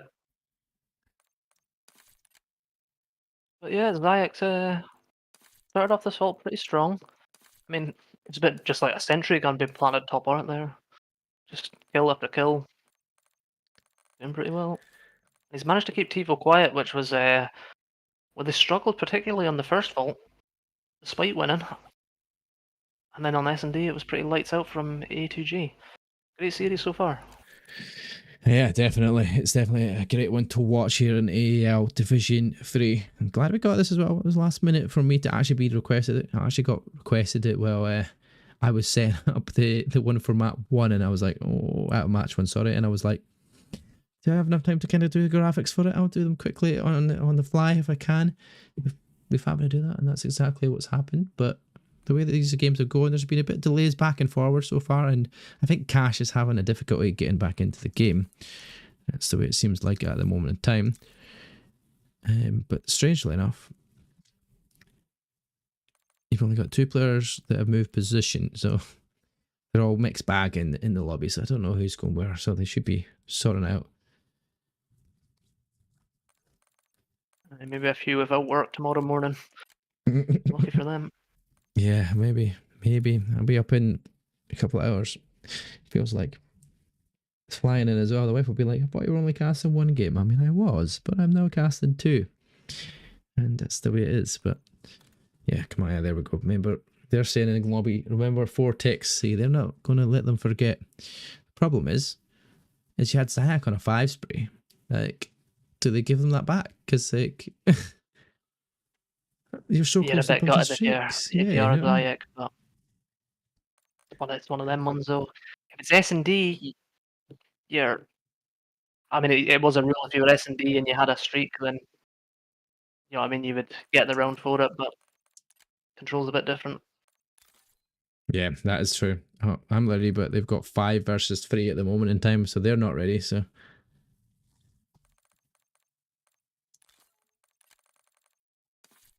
Friends is asking if that's a fish tank in the background. It is actually a jellyfish tank. Although they're sleeping at the minute. Let's even light it up for you. Oh yeah, I was wondering if it was like a wee tank sort of thing, but I wasn't too sure. 3 jellyfish. A little jellyfishy, the tiny ones about that size. Must be. Yeah, quite small. Oh, they might be waking up now. Yeah, because no wonder you just turn a fucking light on. It's luminous. All sorts of different colours you get with it. Yeah, they're like fucking party. There you go. Party in Stribbles fish tank. Go for red. There we go. They'll like that. Yeah, a wee bit of a red. I do like a little bit of red. Sometimes it's a bit too dark. If I was to chuck this in red here. Have we got? Yeah, we got it going in. Here we go. We hear the countdown ticker. It is about to commence once again. We'll get towards our vault control. Remember, it is 4 ticks of progression, but it's not over yet. A2G with their defense. Komaya trying to answer back with what was quite a solid attacking round. I felt like they had an opportunity if they just got a couple more kills that didn't go their way in the end because their sentry gun up top, Art, was just doing his work and had to do everything he needed to do. Zayak and both Cash doing all that work. But here we go now as we will get into the game.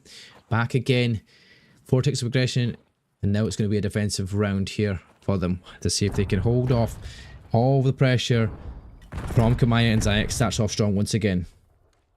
Yeah, I think Zayak's had been watching Jamie Craven Insights POVs on vaults. He was at the sentry gun up top the other night, but he's replicating it quite well just now. If you're A2G, you just need a solid defense just to get you back into this. And they're trading well at the minute. Zayak's back to a 4 spray, but he will be finished off eventually. Capo managing to stop that.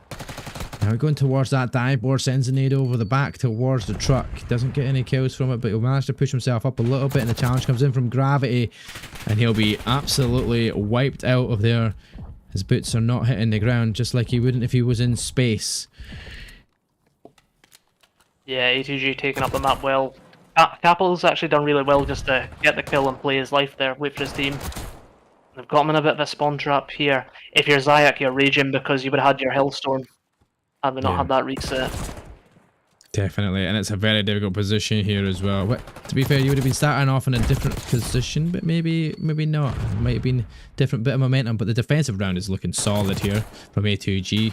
But Komaya have managed to turn the kills back around a little bit, and they managed to get control over towards 2, but 3 players try to push out the outside towards B, and they will fall 3 dead in the feed. Zayak, the last man alive here towards B, he'll fall as well, and that's a great defense. No ticks of progression made either on A or B, and Runner looking to kind of secure it for sure. That's it done. 5 seconds, nothing left. It's a great win for Runner there just to slow it down, but they have stopped. Oh, Runner's making another piece. There we go. Oldest trick in the book, Mark. Momentum scrub. Get a game reset. And A2G bounce back. Yeah, I mean, it's working for them. Now they're 2... Well, they're not 2-0 up, but they're get a solid defense, but they've got a chance of guaranteeing themselves that defensive round. Only... Yeah, they're up by 5 ticks, I believe. 4 ticks. 4 ticks. Yeah. So it's 4 ticks to the good. So... if you get 2 ticks here, you're pretty much guaranteeing yourself that defense. If you get a full tick of progression towards C, you definitely got the defense no matter what.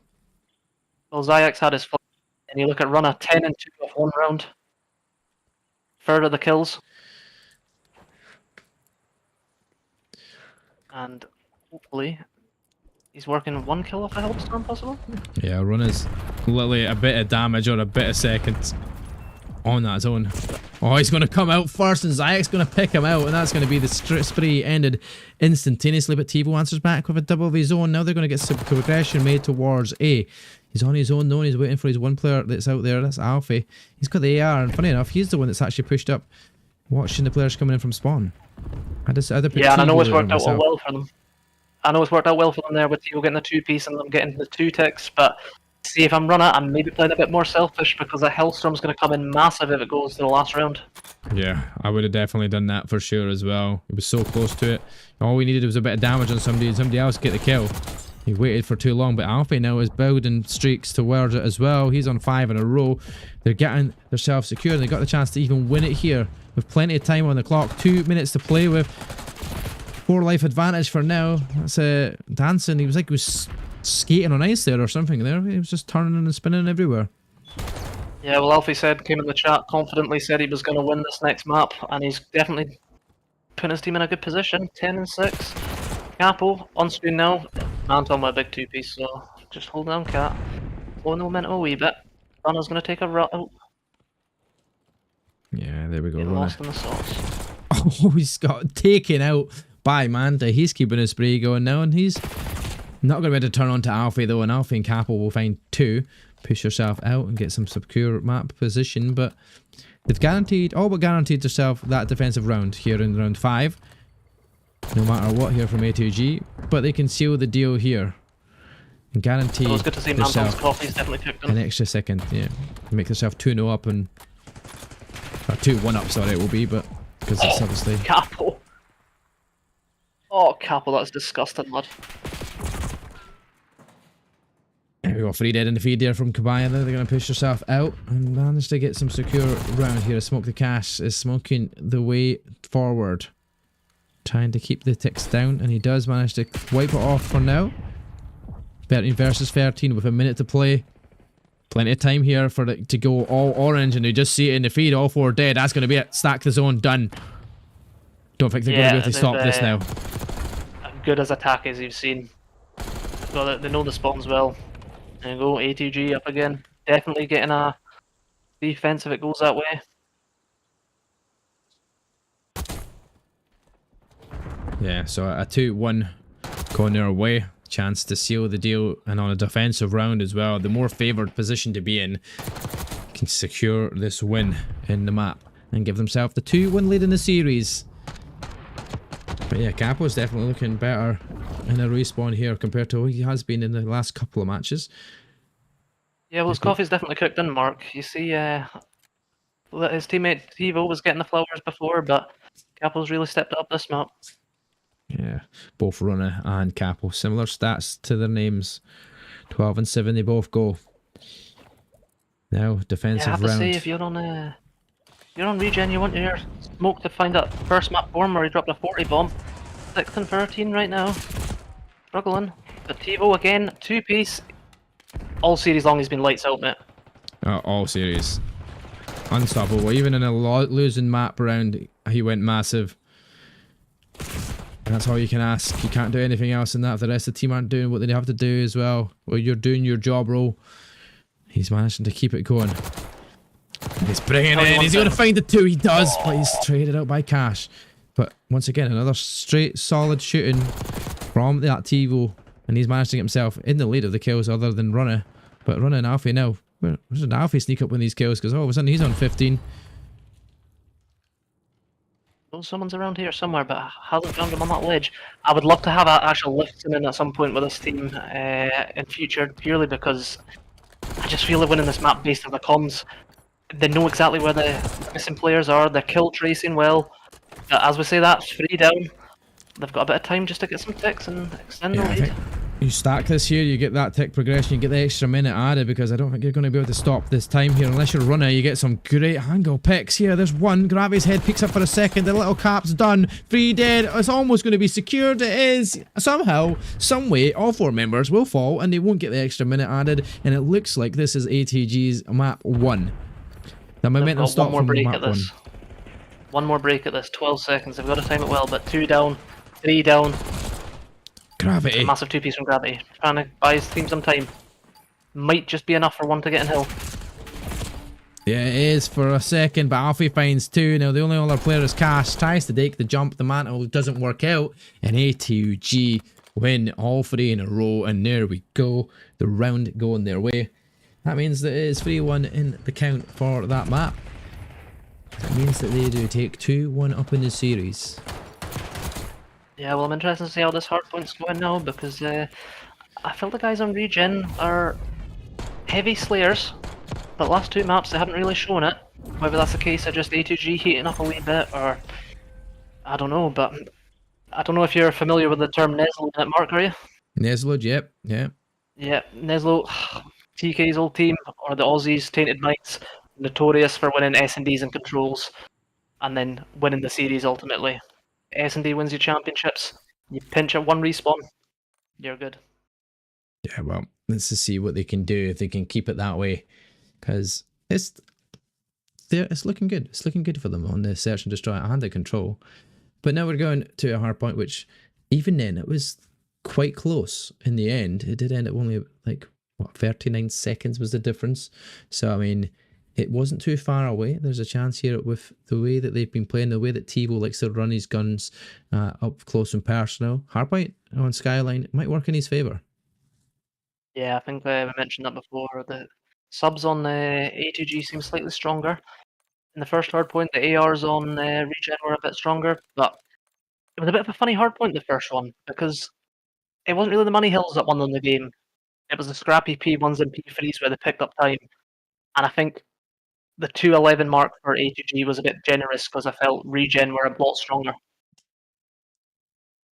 Oh yeah, for sure. They were definitely there earlier. They were in the rotation. They had a bigger gap as well. It was a slight comeback that did happen for A2G. But the last 2 rounds after that hardpoint fall, even though they do fall, it doesn't put them down too much. The morale was not knocked too much as they come back strong in a 6-3 win on Search and Destroy. And then a 3-1 win on Control puts it well and truly in their favour. A big, massive momentum swing. You're saying, Struble, do we see him at 5? I mean, there's a potential for it. And I mean, you have to take some sort of confidence in winning the first hardpoints if you're a Regen, but momentum's all with A2G just now. And like you said, sub-heavy map, get TiVo, as he's been doing all series. If Capo keeps up his game 3 streak, it might be series done map 4. yeah, might well be. We'll jump yourself. We've got a new lobby set. We're getting ready for that potentially final map of the series, the final map of our evening as well. But we'll reflect over that in the meantime, because hardpoint on Skyline could be anybody's game at this point, and Cash needs a big game from him. And we're looking to see who's on which side first, because nobody has decided. We've got players all over the place. I need to know before we start. So TiVo definitely does not want to be playing alongside Cash, because that'd probably be a devastating duo. Let's see. Sayek, Yeah, Cash. it'd be interesting to see, I think. Alpha ATG is there. Okay, good to go. Right, I'm good to go. They're good to go. I'll just let them know we are ready to go. Alfie, you lock yourself in, mate. You got a game 4 to win, yeah? Yeah, exactly. Lock in. Game 4 needed to secure the win of the series. Countdown timer has begun. Gonna get the blood flowing a bit.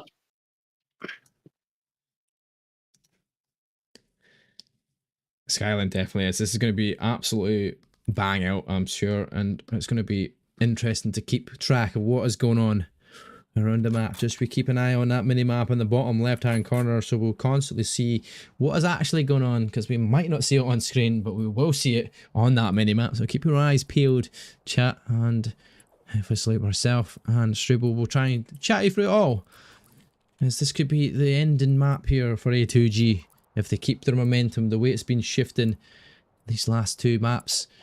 Hopefully they seal the deal here for them. If not, it's going to be a game 5 on our hands, and Smoke the Cash is going to rile up his team ready for it. Yeah, this first break off is absolutely crucial, especially for A2G. Alfie getting the first pick. A2G need to hold this P2. I'm going to call this early right here, Mark. The team that holds P2 on this first rotation is going to win the map. It's a very bold statement. Very bold statement, especially with it only being the first set of rotations. I feel like the first set of rotations is a hard judge of the winner. But with the kills going the way of A2G at the moment, the time going their way, the hold so far for P2, really, they're looking good to start with.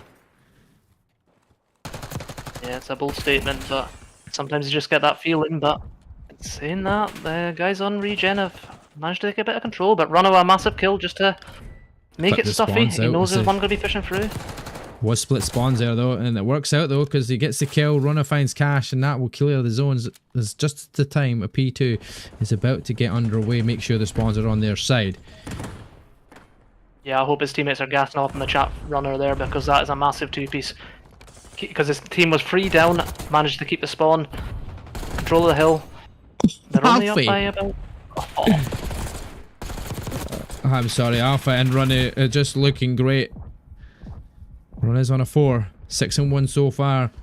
Complete control here. You think A2G is going to win this map and the series at this point in time, considering they're holding 2, but how long do they hold it for? 30 seconds still to play this out. Does that mean that technically Komaya are in control now to win it? Because they're going to get potentially the same amount of time, if not more, if they win their guns. Scrap time's huge though, 20 seconds, can't underestimate it. And it's going to go the way of A2G. Possibly putting them just beyond 50. Yeah, Runner finds 2. Cash will finish him off with 6 seconds on scrap time. We'll be going towards the kitchen. Only one member anywhere nearby, but he's won his gunfight, and that's Manton. He gets inside early, tries to turn and snap on towards Runner. Can do the job. Now the control inside kitchen goes towards A2G, and they know where the players are coming from because P2 has just finished, and they're all coming from that way. Yeah, no, I have to say, you always expect the subs to be the game winners on this skyline, but right now it's the ARs that are really holding down the map, allowing the subs to get in hill, soak up time.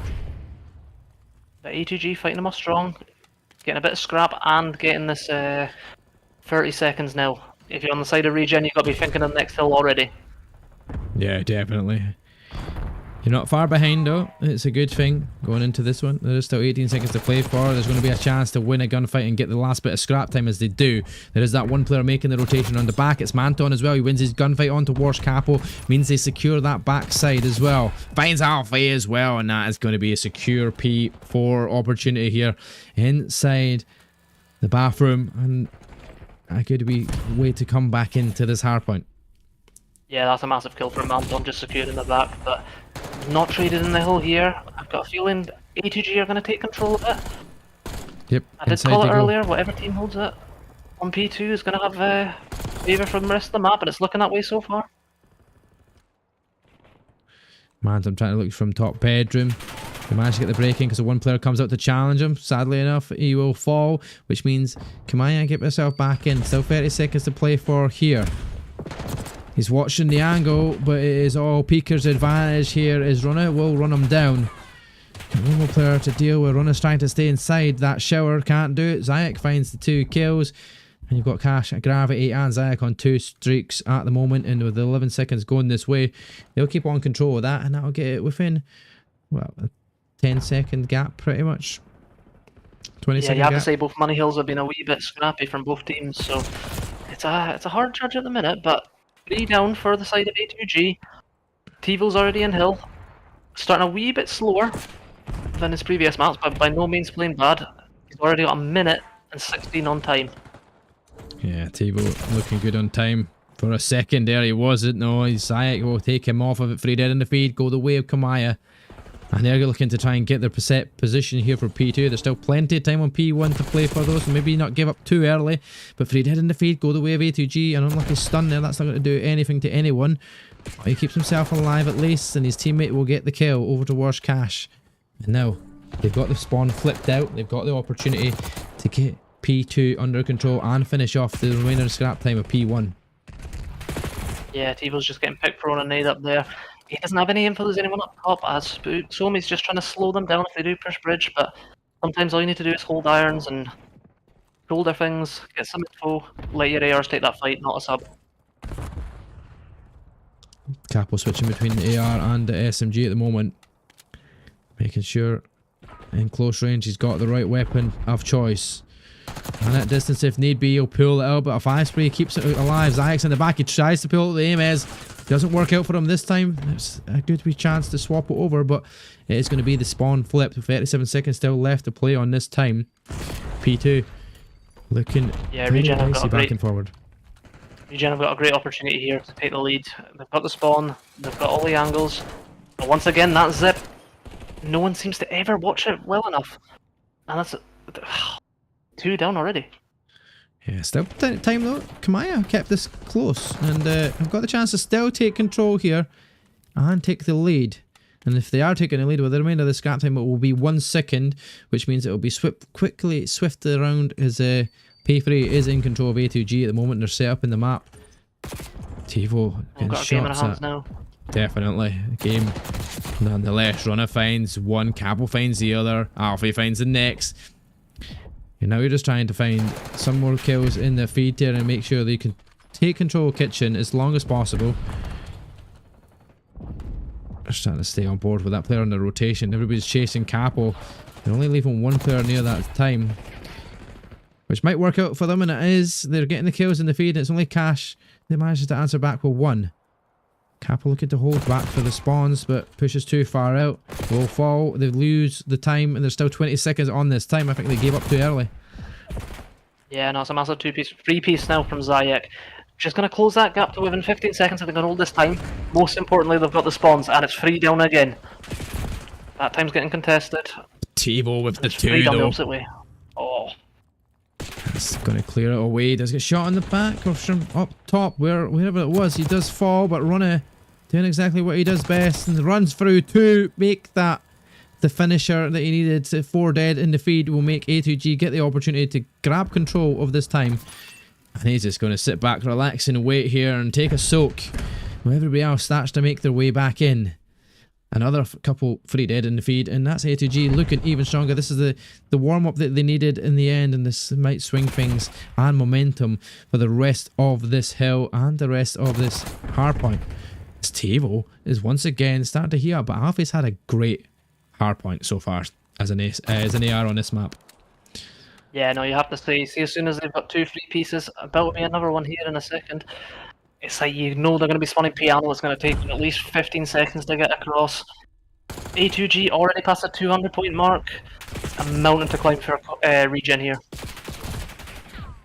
Yeah, definitely a big mountain to climb. Almost 100 point difference. It's about 80 points at this, but P1 now goes their way. Cash will want to control, but you got the player going down the back. That's going to be a hellstorm coming in from Runner. Does find his teammate though. Unfortunate that one, but the next one will find Cash on time. Then he comes out and finds the Nexus on a 5 spray once again, and that Semtex might actually kill himself. Thankfully it doesn't. He gets out with his life, but he's so weak he might fall, but he's managing to keep things alive. He finds a 6. Oh, he snaps on towards gravity, but he wins that. 30 seconds still. Needs some good hard point here. Though, the guys on A2G are just thinking about the next hill. Runner having a great game so far, but you have to even come in TiVo once again. He's only 1 positive, but a minute and a half in hill on Skyline is no mean feat. Oh yeah, that certainly is. You've got Runner as well. He's 1 minute 58. I mean, that's even more superior. That's crazy. 2 minutes almost on time. You've got 223 to 167 at the moment. P2 could be clutch here for A2G. This could win them the series. They don't find the gunfights, and that's Gravity with a massive 2. Yeah, no, I mean, if they can hold this right back in at 50 seconds, it might go down to the wire. It always goes down to Kitchen. If it's a close hardpoint between 2 close teams, it is a finisher in Kitchen, and it is looking like it potentially has got that on the cards here. all the time needs to go their way now for A2G. And there's always going to be that one member making that challenge in because they can't afford to give it up. Manton wins it up from the elevator, but there's still a player on the zone and one player has been disconnected. It's too late in the game. A2G might be going to game 5 here because they've got 20 seconds to go and they're one member down. Are they going to have enough time to bring him back in is the question. Runner goes massive, but it's not enough. Still going away. Tuvo. With a 2-piece. I tell you what, they might still do it. Even with 3. It's such a hard hill to break this next one though. Yeah, but you've only got 2 members going to be there, and Zayak are working well. I know it's unfortunate for A2G, and it's so far in. They're 9 seconds away from it, and this game could be over with, all because of a disconnect. And that is the worst for circumstances to ever be in. Gravity finds Tivo. They're getting the kills. They've got the extra man advantage. They've got 40 seconds here in this time, which will guarantee them the chance to go to the next hard point. And I don't see any way in here. And it's going to be a massive 4-piece or a massive play from one of these players to finish off this game. And there's the break. Runner finds 2. Oh, he doesn't find a 3rd, but there's a player to trade it back out. Is they going to have enough time to get the player back in? 7 seconds is all they need, but they're still not getting onto time because there's too many close by. The nade wins that gunfight. All of a sudden, this game has become really interesting here. It's going to have to be sending players now if you're Komaya. Yeah, Komaya need to win these kills. There's a massive kill from Tivo. You've only got 1 chance to break this even with 3 players. They have... Oh, Alfie's getting 1 kill. Just getting the time, Alf. Oh, he finds another! They've done it. 4 seconds! There's 1 player nearby, he finds a final one! They've done it with 3 players in the end! A2G come out hot, an unsurprising turnaround of events with a disconnect, but all of a sudden, they make sure, I don't care, we don't need an extra man. We'll finish it off with us. And they did do that. Alfie with the kills in the end, just absolutely turned it around. And that's definitely an MVP player of the map for that one. But I mean, wow, what a game performance from Alfie as an AR on a map like Skyline. I mean, you're absolutely gutted with the other guys on Regen. You've got it this close, but ultimately it was just too much of a gap between, like, from the start, they were too far up, and even with 3 players managed to close it out. All 3 of the boys that stayed in were the big slayers on the team of A2G, so fair play to actually closing it out, keeping composure. Good series all around. Oh, what a... Oh, I can hear myself back in the stream of Runner. He's going to be watching that back. You hear it in the chat, in the voice comms, but wow, what a game. 3-1 it ends. A2G looking strong. They lost that first map, but they turned it back around and got themselves a win in the end. And the way to end it as well, just with that extra member down. I mean, that is phenomenal. What do you think, Strobo? Really well played. I mean, it's hard to say it. Regen came out hot first map, but see, map 2, map 3, map 4, it's all A2G. It wasn't even close. No, it definitely wasn't. Well, our series winners is A2G here in the Division 3 AEL matchup. Thank you for having us. Thank you for asking us to cast them. We've enjoyed every single last minute. I'm Strobo. Hope you've enjoyed your 2 matches that you've casted in this first night of your casting career, potentially. If it's what you enjoy and you like doing it, let's get back involved and we'll get more done. How did you enjoy it anyway? How did you... I really enjoyed it, Mark. I appreciate you having us on. 2 great series. Some players that I've never seen before, and you know, put himself on the spotlight a wee bit. So, yeah, no, I enjoyed it. If you were to name an MVP then from the overall series, I've got an idea of who you're going to say. And it's going to be like... Yeah, you know who I'm going to say, mate. I'll let you guess. Did you see the signage? I was signing it. It's easy enough to sign. It's 3 letters, easy enough. Yeah, our MVP Tivo, is going to Tivo. Sorry, series. Tivo, we don't have graphics for you because this was the last minute when I didn't get the graphics sorted for your MVP. So we won't have your nice little picture and image in the background, sadly. But you are your MVP for your overall series. And obviously the series winners are A2G. Thank you very much for tuning in, guys. I hope you've enjoyed the cast. I hope you enjoyed the matches. If you haven't hit that follow button, please do so. It's free. It supports me, and obviously it will help us just to get more exposure out there for more viewership in terms of shares, likes, YouTubes, whatever. If you want to watch back your VODs, you can. They'll be there. You can watch them on YouTube. You can watch them on Kick. You can watch us on Twitch, where we are live here as well. So I mean, enjoy it, look back at them, see where you can improve, maybe see where you did a few boo-boos or maybe a few mistakes throughout your time. But I really do appreciate you having us, and thank you again, Strobo, for joining me. I hope you enjoyed it, and I hope to see you again on another one. Catch you